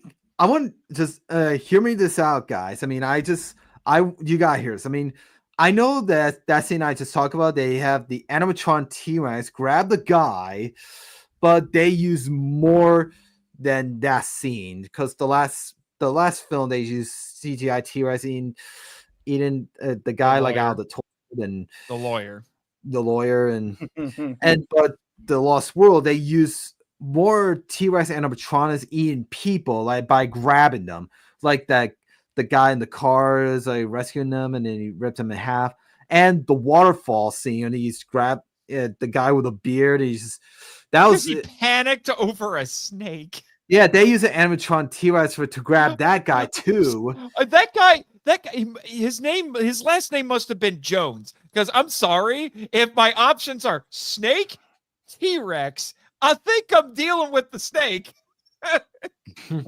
and he also grabbed Hammond's nephew. I forgot his name was Ludlow. Yeah, he grabbed Ludlow by the leg, and he's just. He grabbed him by the leg and then said, "Hey, Junior, eat him." So they use 3 scenes. They use full animatron T-Rex to grab people by the mouth. It's amazing, and that's something that the original films couldn't do because the animatronics were beautiful and moved gorgeously. That the Big Rex did, but it didn't have that kind of lifting, biting strength to it. It was the hydraulics were just enough to get it to look pretty on screen, but it couldn't do much more than bop the car a couple times and knock the window in. It was a delicate thing. When, as we talked about last time, it rained all over it and the thing started shaking. So it was not strong enough. I was going to bring this up and sorry, but the waterfall scene with the T-Rex sticking his head in trying to get those people, and the car scene, he was like grabbing the guy in the rains, they actually filmed those last because they were afraid of those T-Rex might shake again, like the last time. Oh yeah, that I makes actually sense. didn't know that. That's really Yeah. fascinating. Yeah, they filmed Well, those last. That makes Yeah, sense. and Brendan, I don't know if you knew this, but the waterfall scene's actually in the original Jurassic Park novel. Mhm. Wow. Yep. Mhm. Yeah, there. I forget which characters. I think it was one of the kids, and I want to say, I think it was the lady scientist in that one. I think it was, or it was that it was her or Alan with one of the kids, and the T-Rex comes in through the waterfall and does the same thing, trying to get at him and bite at him, and it's like it's so close that the tongue is actually its tongue is slapping him in the face. Wow. Yeah, and then it's not able to get them because it's just they're just a little out of reach, and then it just leaves. Yeah, and apparently T-Rex breath is worse than dog breath. That's true. yeah. Michael Crichton said so. We're talking about Rex animatronics here. We have to give a massive tip of the hat to the baby Rex, which is one of the most. That was a profound moment for me as a youngster. I 110% believe that thing was alive and real. It was really wriggling. It was really making that horrible sound. It was really, I can't even. The baby T-Rex sound I love effect. that. The baby T-Rex sound effect. I mean, it kind of reminds me like a very high pitched version of Chewbacca. Like A little bit. yeah, It almost sounded like a little chewy. yeah, but it's like it's much high pitched voice. Yeah, that thing's the noise that thing makes is what you play on loop when you lock somebody in a room and you want to drive them insane. I like the sound. I don't mind it. I mean, it's supposed to be. It's like it makes kind of sense for it to do that because the entire idea of this thing is they were going to use it as bait to lure the parents in so that they could kill the buck. And then, of course, it lures them in while they're trying to fix it up. And Kelly freaks out and goes and hides, which is why she's okay. So there's a whole, and I don't blame her. She's the one who made the smart decision there. She's like, I'm getting out of here. She made the smart decision there, but she made the questionable decision of stowing away. This is true. This is true. She comes perilously close in a few scenes to Kenny territory. And I'll have a child. And this is how it works. I know the baby the baby T-Rex animatronic. I mean, there's no wires attached to it, like where it can move. I mean, that's one scene that Vince Vaughn was carrying it when he had a broken leg. I forgot Vince Vaughn was in this movie. Yeah, it's been years. Now Vince Vaughn, he's one of my favorite comedian actors. I mean, I know him from Dodgeball, and he was also in Fred Claus. He's good, and he's really good in this. He has a couple of very funny lines, but Nick Van Owen's a pretty serious character, all things considered, where you get the sense that there's more of a story to this guy.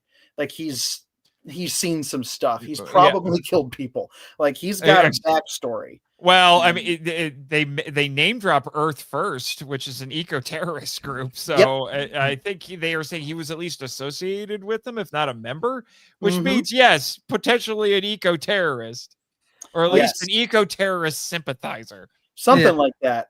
So, which explains why there's an entire great sequence early in this film that literally had me cheering when I was younger.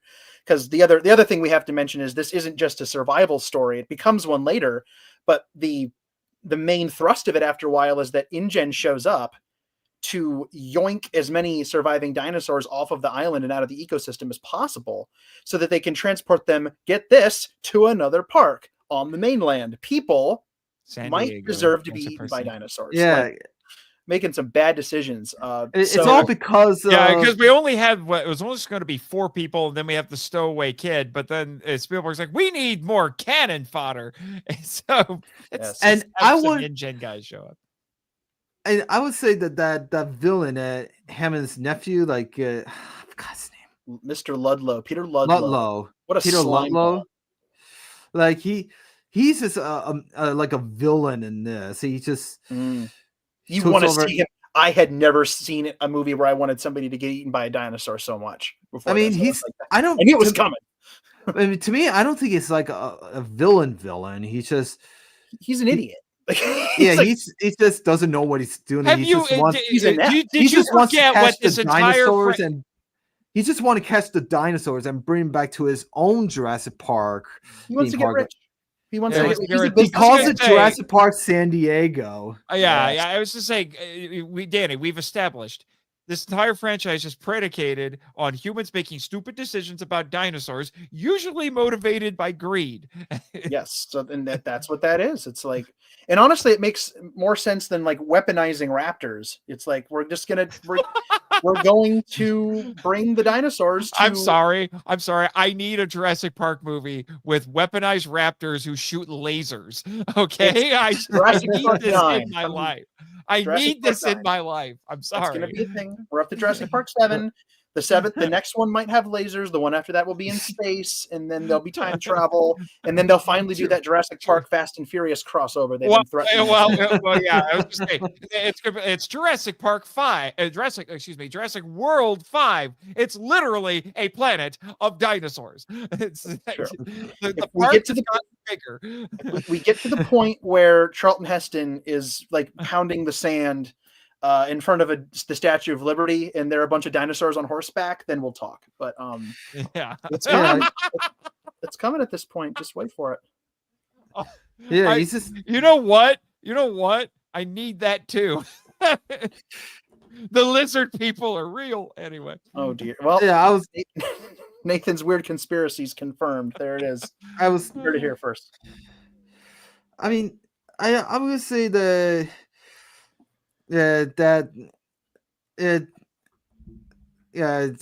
guy I was talking about earlier. I mean, he's not like a villain. I mean, he just wants to catch the dinosaurs and bring it back to the United States for his own theme park, Jurassic Park San Diego. And I love that he was doing like a documentary video on the island when they're filming him. They had the compy in the little cage, and they show like a diorama set of his Jurassic Park San Diego, and I like that moment. It was like, it was cool. Yeah, and it felt like the Wonderful World of Color, Walt Disney's Wonderful World of Color show, where he would show little miniature setups of what he wanted Walt Disneyland to look like, or Disneyland to look like. And he would have his little stick, and he'd be like, "Here's how science works, and over here is what Fantasyland is going to look like." And it was basically that in a jungle, with a miniature Jurassic Park arena, which also has the Kong gates, which I thought was interesting. Yeah. Speaking of they had to get the iconography back. You know, there were certain things that they had to bring back in this.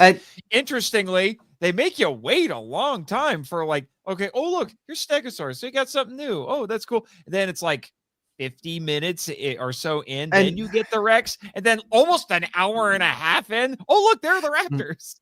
Oh, yeah. And I know you mentioned about Kong. I mean, speaking of, you know, the one scene when the ship comes into the dock, I mean, they crashes in, and then you know that ship is actually called the Avenger. Spielberg wasn't messing around. Which is a references to the original ship name in the original King Kong. Yeah, Beautiful. in the movie specifically, because it's called the Wanderer in the novelization. And it's also, and I love this, a Bram Stoker reference. Think about it. Boat comes in, everybody's dead. Guy. Oh, that's true. That's yeah, true. I was trying to figure that out. I was like, who it's killed Dracula. everybody? Yeah. And I want to say this, guys, and I'm sorry to meet you. I mean, I just want to talk about that moment, like when the officer says, when they said like, where's the crew, all over the place, and they showed like a hand. It was like chop, and it was like I don't get that. Like, how did that happen? I mean, I know that the T-Rex, I mean, it was in the cargo hold. I mean, but the captain with his hand was on the wheel. I mean, his hand was chopped. I mean, cut off. I mean, how did that happen? How did the T-Rex got into that little room when they how did that happen? That's like impossible. I got you covered. So the visual storytelling of that scene has confused a lot of people over the years, but basically, if you follow the geography of the scene, it becomes like it's telling a story. The idea is that during the voyage, while they were trying to administer they administered this toxin to the dinosaur to knock it out, but they got the dosage wrong, so it woke up during the voyage and got out, and it killed everybody on the boat. And what you're seeing is not a dismembered hand. There's a whole body back there. You just don't ever see it. So that guy got injured and desperately, like the guy from Godzilla 1985, ran for the button. I have to stop the missile from launching. And he got the dinosaur back into the pen and hit the button, locked it in, and died. And that was his last act, was to save. Yeah, that's that. But the steering wheel is a different guy. Well, the steering wheel is a different guy, but he probably got injured and crawled in there to get away from the dinosaur and then hit the button and then died of his injuries. Yeah. It's not very clearly established, but that's what happened. Yeah, I'm not quite following I could have swore those were severed hands. No. Yeah, I'm just not following that. It's very unusual. Like when I was a kid, I thought raptors got on the boat. Like that was my idea, is that raptors snuck on the boat. Yeah, that could have been a raptor. Yeah. It was like, it could have been the baby. Like if the baby was on the same ship and the baby got loose and the baby was on the baby. Yeah, they needed the baby to be in a different. Yeah, the baby was transported separately, because that was my other thought as a kid. I'm like, did the baby get out and meet people? And like, no, it's just the adult. The adult just wrecked havoc and stuck its head in where it didn't belong and started eating people. Yeah, very, very. And it probably just thrashed them and didn't eat them. It just probably chewed them up and spat them out, because it was literally. It pulled a Godzilla -1, did it? Just it did. It was because it was basically, like, for lack of a better way to say it, it was high on this medication, and it was messing with its brain, and it was very, very violent. The only thing worse than a T-Rex is a stoned T-Rex. I mean, yeah, definitely messed with its brain.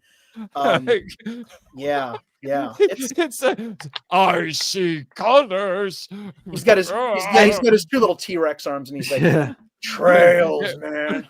And he either sees a pink T-Rexes or hetero, one or the other. Yeah.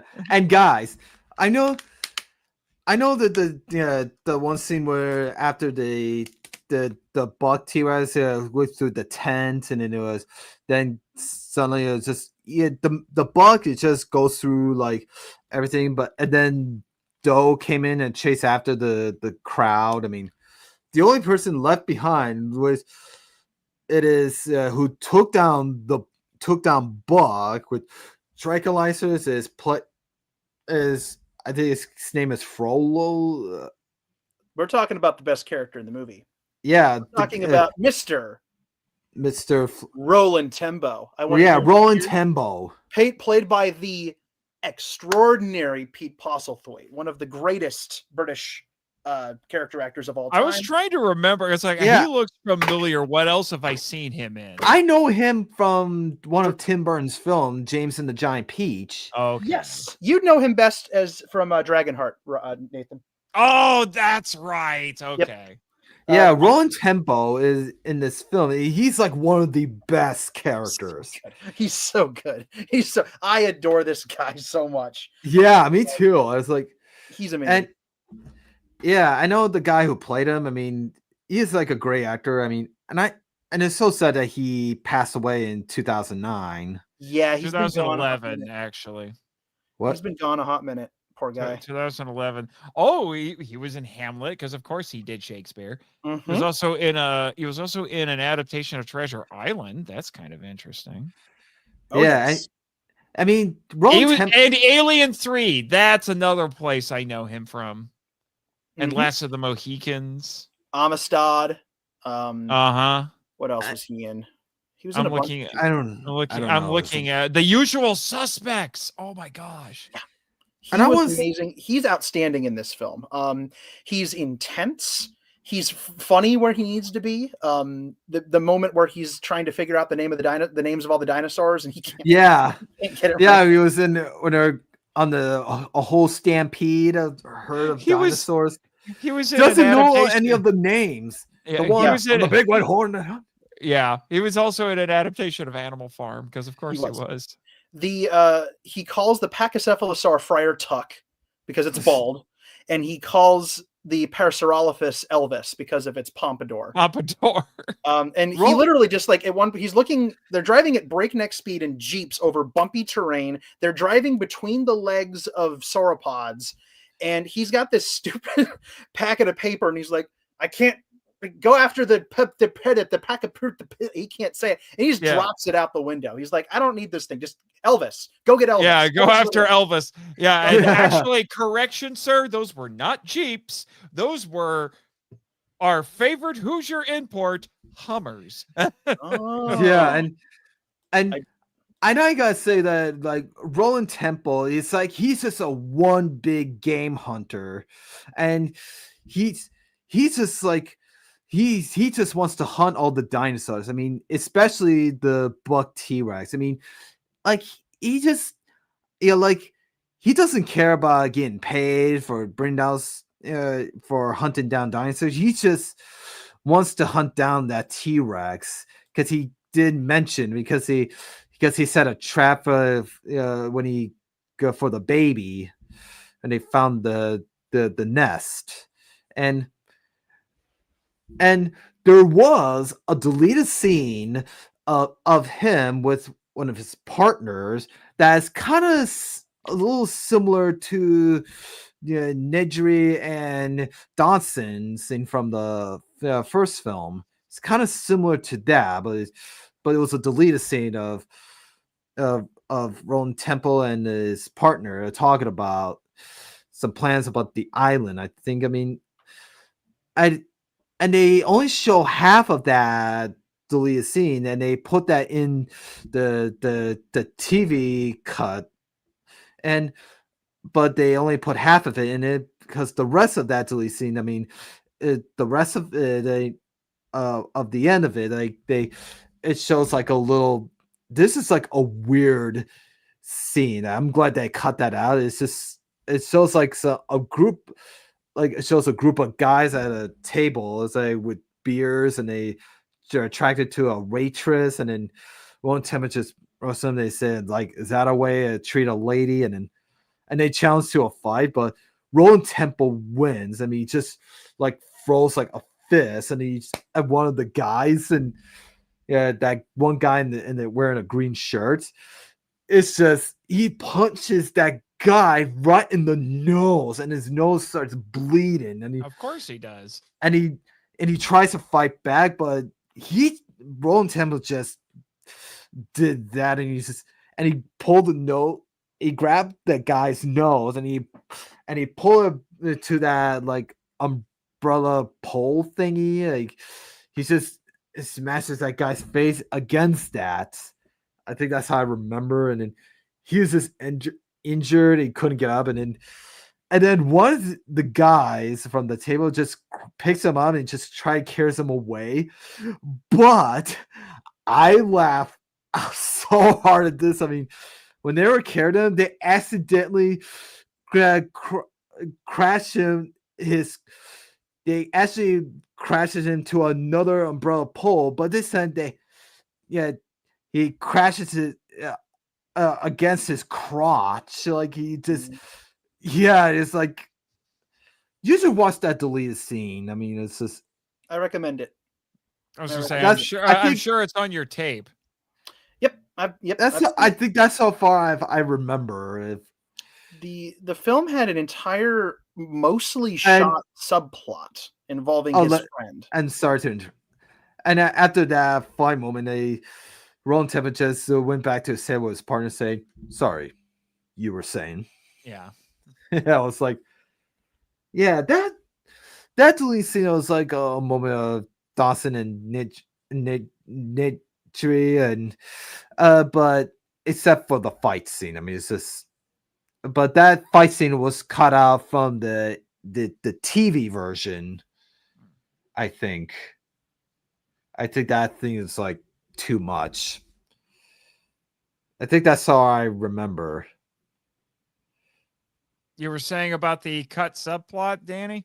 that in sequence was the original introduction to Tembo, and the InGen. It was a hint at what was going to come with the InGen guys, but there was an entire subplot of involving Tembo's hunting partner. You see him a few times in the film, specifically when they find the Rex nest, and they're both dressed in camo, waiting for the buck to come, and then at the end of the film, he goes missing, and Tembo tries to go find him, and then you find out that he's really sad that his friend died. His name was Ajay, and you don't really get any. It's like an entire emotional subplot with these two guys. They've clearly been on big game hunts before together, and they knew each other very well. But a lot of their scenes together got snipped out. Yeah, So, I was a little taken aback by that. I was like, that seems like something significant happened. I guess that one guy, his buddy, must have not made it, and I mean, he got tall, which is too bad because he has a line there that really would have capped that off. You mean Ozzy, like his partner, the one who's saying like "Dog into the line grass"? Yeah, that's him. That's him. Yeah, he gets tall grassed. Yeah. He was eaten by these guys, the raptors. Yeah, because there's a point where the nephew is like, "Hey, you should come work for me. I'll take care of you and all that." And over at the Jurassic Park San Diego, and he tells him, Roland tells him, "I believe I've spent enough time in the company of death." Just leaves. Great line. Yeah. Great line. And that was the last time his last scene, and that was it. He puts his hat on and leaves. Yeah, and it's because we all know that the Rex would have been taken down in 5 minutes if he was still in the movie. Right. Yeah, and he would have. He was like Captain Gordon before Captain Gordon. I want to talk about the him and Captain Gordon are probably drinking buddies. Yeah, exactly. And okay, and I'm just making sure you guys don't. Yeah, I was gonna say something. You guys start interrupt. But anyways, like I want to talk about the Raptors. Like I know the Velociraptors are back. They have returned, and then once again created by Stan Winston. And then, I mean, the previous film is just.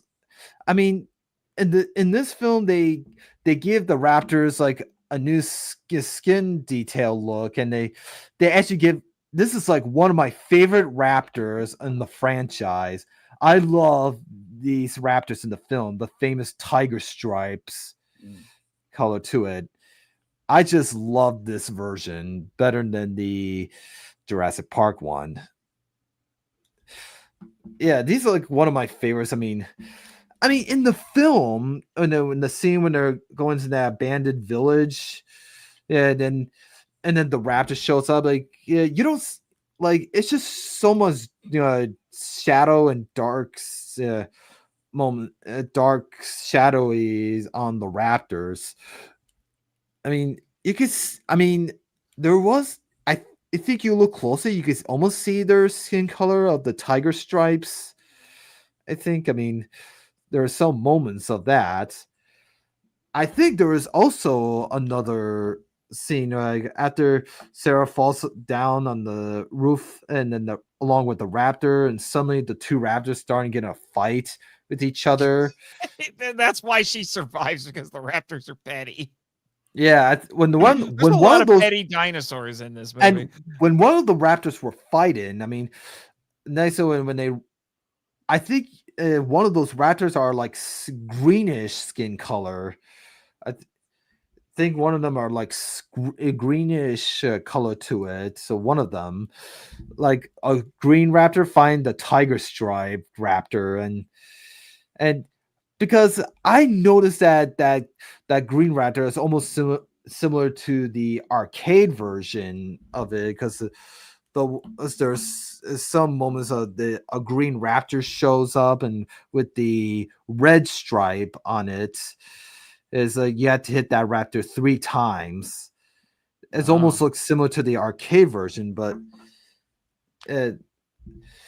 yeah, but the rest of the raptors in this one are all tiger stripes, and they're all my favorite, and they're kind of the same, and and their personalities are just different than the last film. I mean, they're just like to like look around and to hunt, to searching for some food, and especially the kitchen scene. It's not like that, but they're just go on a rampage trying to eat Sarah, Ian, and uh, and Kelly.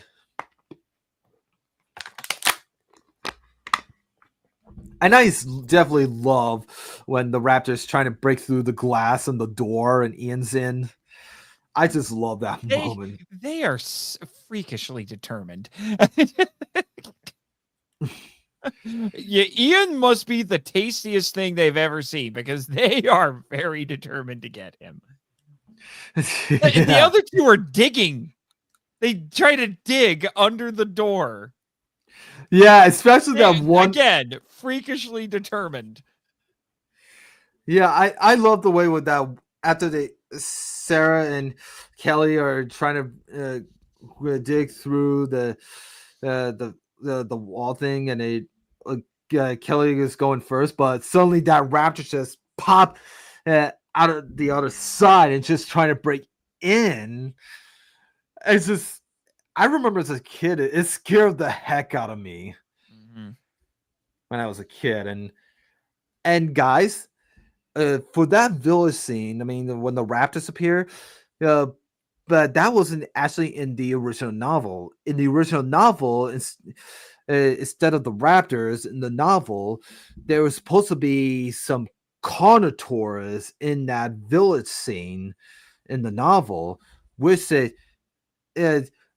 I'm surprised they should have put this in the film. I mean, that in the novel, the carnotaurs were in that village, and I know in the first film they used frog DNA of the clone the dinosaurs, but for the carnotaurs, they use chameleon DNA, which allows it to camouflage. And so, they didn't. So the Indominus was a Crichton idea. Yeah, they wouldn't add the carnotaurs dino until Fallen Kingdom. But the carnotaurs in the Fallen Kingdom, it's not like in the Lost World novel. Yeah. Well, they had to replace the carnotaurs because the raptors were popular. Yeah, and Jurassic Park made velociraptors popular. Yeah, but they did add the carnotaurs in the arcade game. Yeah, that's how I remember. First, let's talk about the arcade game. That was made by Sega, the same people who did the Jurassic Park arcade when the seat is moving, and the same people. I mean, I want to tell you guys a story. The Lost World Jurassic Park arcade is one of my favorite childhood arcade games of all time. I mean, I remember how I first discovered that game at a place called Miner's Mike in Lake of the Ozarks, Missouri. That I remember going there, growing up, going there a lot ever since I was a baby. And I used to go to Lake of the Ozarks with my family a lot every summer. And I used to go to Miner's Mike a lot. And every time I go there, and Miner's Mike is a fun arcade place, and they have a Lost World arcade game, and I was so surprised that they have it, and I was so excited to play it because I like the film. It is a shooting game, and I remember I'll never forget I played for the first time. I only played half of it, but as years go by, when I keep going to that place, and I always played the whole game, and I beat it. I beat the whole game. Did you do it on one credit? Well, as a kid like this, I used to take mini quarters. Oh, okay. Yeah, but as years go by, I'll never stop playing that game every time I go to Miners Mike growing up. And as the years pass, I'm starting to get good at it. I'm starting to go like I actually almost beat the game in 1 quarter. Dang. I almost did. And boy, after I did that, I was dizzy. Like so what I'm hearing is one of these days you and I are going to go to like, oh, what's the like Galloping restaurant the restaurant arcade place that's in a few, it's a chain. It's two guys' Dave names. Buster's. Yeah. Dave and Buster's. You and I are going to go to a Dave and Buster's. And we're going to play that game together because I will win because you're there because you're this dead eye. Yeah, that's one of my favorite arcade games, and one of my favorite bosses in it are, of course, the T-Rex. And I remember fighting the Dinosuchus, that giant crocodile in that one level, and I also love the battling with the Carnotaurus in that one labs when he keeps turning himself invisible or camouflage. That Carnotaurus actually took that from the novel. Mm-hmm. Yeah, it was. Yeah, I could tell they used chameleon DNA because the way his orange eyes look. Yeah, they definitely add that to it. Yeah. Are you okay, Danny? You look like you're fading. No, I'm just listening. Oh, okay. I was a little worried there. I was like, please don't fall asleep on stream. So yeah, so that Lost World arcade game is still at Miners Mike in Lake of the Ozarks to this day. Oh, it's still open. Yep, it's still there. I just played it like last August when I went to the Ozarks, and I did play it. And when I played it, it was kind of difficult this time because I know this game is almost over 25 years old, and then the gun shooting thing. I mean, when I was shooting at the dinosaurs, the one side of the screen, it won't let me shoot on that side of the screen. Yeah, I think this game is like pretty old, and I have it sounds like it needs a little TLC there.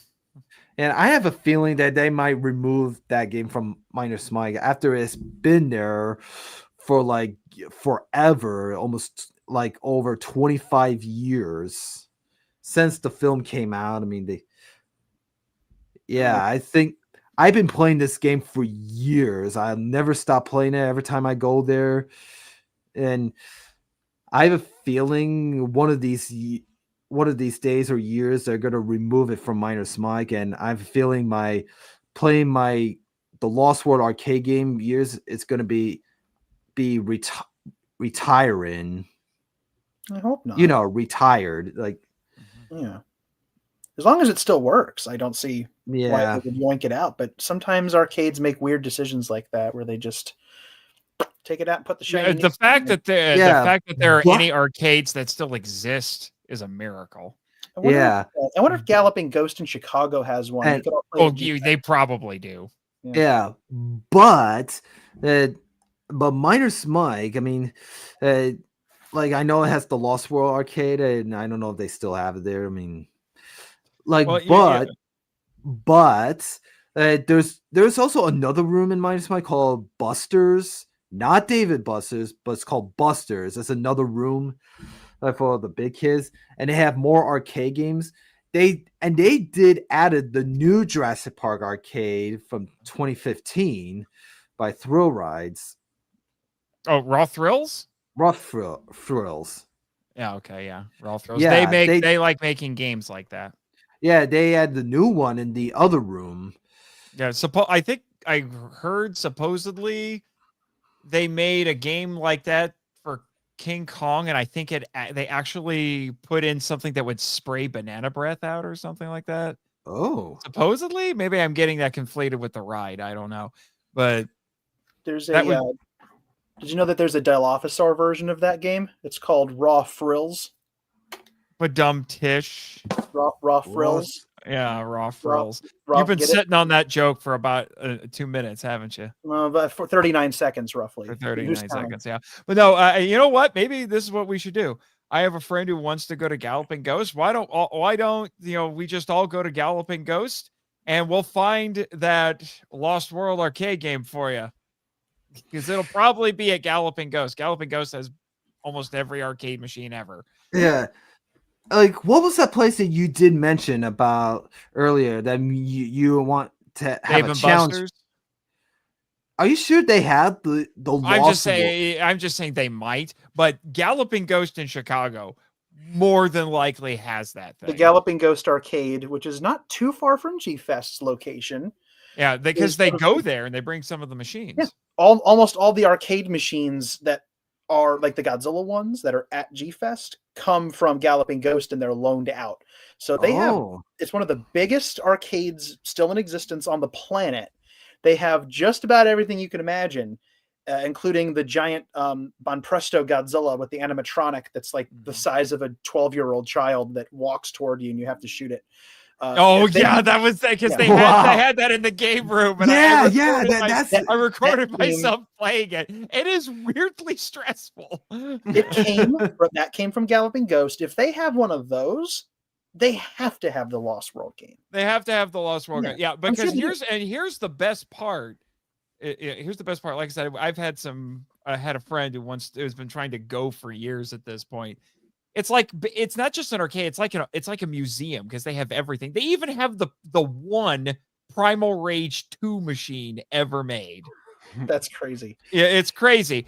But here's the best part, Brendan. What when you go to Galloping Ghost, you just walk up there, you pay them like, I don't know, $20. I forget what it costs to get in. You can go there right when they open, give them $20. You can go in there, you can play any of the machines as many times as you want for as long as you want because they're all on free play. So you could stay there for the entire day while they're open and just play as many as you want. Oh, you guys take me there. That's in Chicago, right? That's in Chicago. Yeah, I've been meaning to go for a while.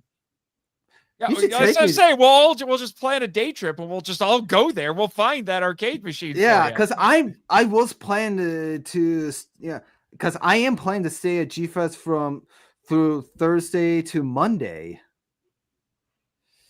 That's awesome. Yeah, there might be enough time. There might just be enough time. That'll be our G-Fest Monday. Yeah, we'll go find Galloping Ghost. Yeah, and instead of leaving immediately, we'll just all go find Galloping Ghost. Like, hi, remember us? We're back. We followed the scent. Back to you. You stole our smells like Godzilla. Yeah, and wow, 2 hours already. I was gonna say I don't know what else you had on the agenda, but yeah, we've gone for a while. Yeah. Trespasser. Anyway, no, it's fine. Yeah. We don't have to talk. So that's all I have in mind about the arcade game. It's one of my favorite childhood games of all time. And hopefully let's just hope that they don't remove that from Miners Mike, my favorite place. I mean, if they do, then I'm okay with it because I might be retiring from that game. Because ever since the new Jurassic Park arcade game came out, they just throw at the other Jurassic Park arcade games like the first, the Lost World, and the third arcade game. Like they just throw that at just the new one.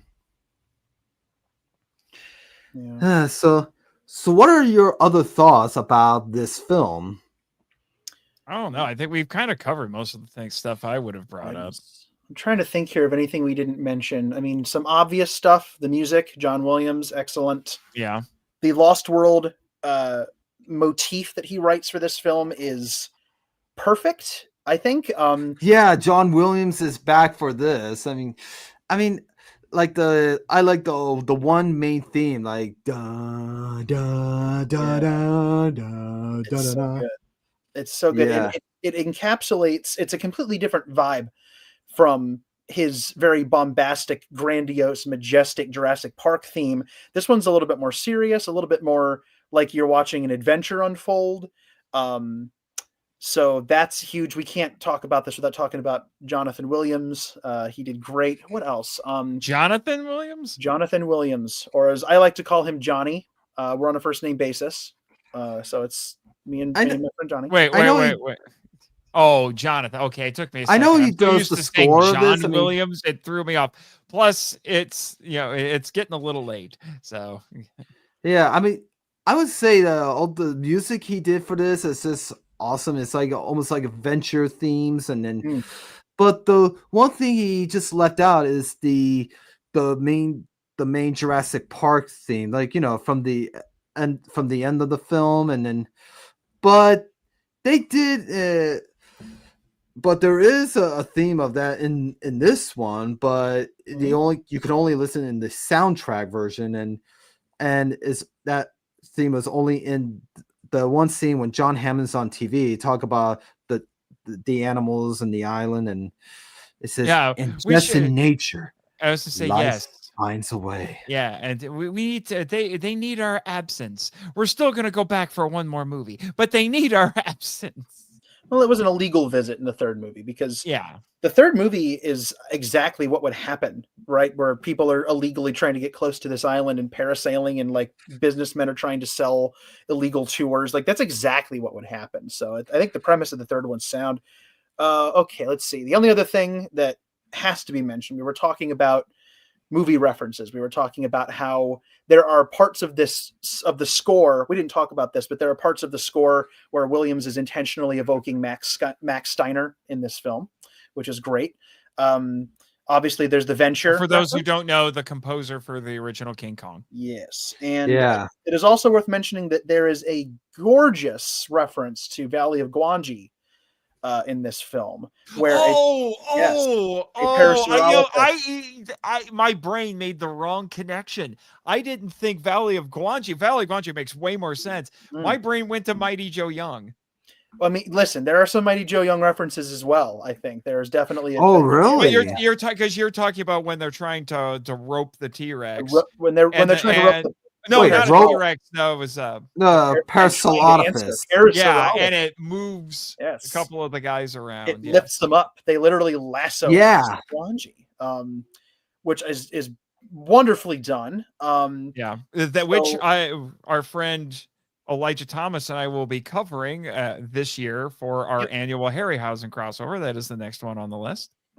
That's a great one. And I actually got to see that at the Pickwick at G-Fest one year. Nice. What else? I'm running through the movie chronologically in my head. What have we not talked about here? Talked about Adventure and the Godzilla reference, and there is like one scene that one guy was getting eaten by compies. That's actually references to the original Jurassic Park novel of because of John Hammond's death in the original novel is getting by compies. Didn't mention the shot of him threatening the compy with a machine gun. It's really funny. And then the compy's like, "Guess what, jerk? I have friends." We have to mention the Dieter Stark scene because that scene wrecked me as a child. That terrified me. The compy attack, especially where it's biting his lip, was very disturbing to me. It was really disturbing, actually. I'm gonna throw my poor younger brother under the bus here. For years, he had recurring nightmares of compies coming out from under his bed and trying to kill him. And so every time he had to get up to go to the bathroom, he was terrified the dinosaurs were going to get him. Scared the daylights out of the guy, and it didn't help. Again, we saw this movie. We started really watching this movie like in rotation after we saw the third one for the first time, and that was 2001. And one of the there were a lot of video games for all of these films, but the third film had some PC games, including a game called Dino Defender. Anybody remember Dino Defender? Oh yeah, that. Where they were basically like guys in mech suits that were like. I remember that game. Yeah. So when the compies get you, there's a cutscene where they gather in front of you and this music plays, and then they jump and the mouth covers the camera and it cuts to black and it's like you're dead. And we solved that. You have died. You have died. So you take that, it's kind of scary what's image. the meme now? It says wasted. Wasted. If you take that image and combine it with the scary moment from The Lost World of the compies eating this guy, it destroyed my poor brother for years. I still will occasionally gently tease him about it. I mean, clearly he's almost 30 now. He has no fear of this, but at the time it was very spooky to him. And it was one of those scenes that we both were doing this for a while. And I had to convince him. Especially when the camera cuts to the little river when the guy just floats over a log, and then the camera just tips to the water part when the water turns blood, and the guy's screaming in high pitch. Like scarier than I just found it. I did not know that this existed. This Dino Defender. Get ready to fall down the rabbit hole. My gosh. It's a straight up platform action game. Yeah. It's a nice game. Maybe if we do come back for the third episode of this, I'll talk about Dino Defender. It's not relevant to this episode, but yeah, I guess you can. It says it looks like it can be played on the archive. Nice. I guess that's pretty much all I had. I can't think of anything else to mention. Yeah. Well, I think that's just about that time, guys. I mean, at least we didn't go almost 3 hours. Dude, you came with an entire agenda. Okay, you came prepared. You kept us going. Yeah, well, you guys talking more than I am. And it's like, well, maybe for that one, you were taking over a bit this time. So yeah, I was. That's why I had to mute you guys. I just want to. You kicked Danny. How dare you kick Danny out of the stream? I didn't kick him. He is the nicest guy in this stream, and you kicked him. Well, I was gonna say something, but you guys sometimes interrupted. I was gonna say something. That you guys maybe forget. I was like, say anything. So, anyways, I mean, I know people said that this film is not as well as the first one. I mean, it's a good film. I really like this one, and it's this of the original trilogy. Yeah, it's definitely second best because Jurassic Park 3 is something. Oh God, Alan. Don't even remind me. I mean, Alan, believe me, I just you knew there was a problem when there were talking raptors. Yeah, well, anyway, so The Lost World.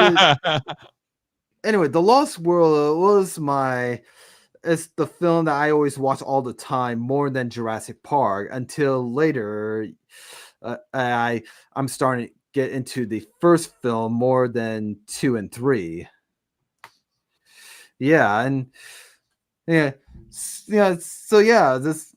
really like The Lost World. I mean, I like the first one more, and so I want to thank you guys for joining me again for the second time for Jurassic Park cast series. I mean, so that's just about wrapped up. I want to thank you guys again for joining me and for welcome back. So next up will be, and I'm definitely not looking forward to this one. Believe me. You better find someone to bring on who just loves the movie to offset your disinterest. Oh, I definitely found someone, but I can't give spoil alerts. Tell us off the stream. I already know who it is. I'm just not going to say. It's you. Anyway. Did I just get muted for not spoiling something? I was afraid you were gonna say it. I literally said the words, "I'm not going to spoil it. I'm not a monster." You're not. You're a nice guy, Daniel. Before this turns into 3 raptors bickering with each other over, who gets to eat the humans. Hi, Dinobot. Anyway. Right. Anyway, so that's all I had to say for this episode. And once again, thank you guys for joining. For next up will be Jurassic Park 3 from 2001, which this one is my least favorite film Of the I'll- franchise? Yeah, the third film, which I'll explain that in the next episode. So thanks guys for joining, and thank you guys for watching us and the ones that were in the comments. So till next time, see you guys later, and just in nature, life will find a way.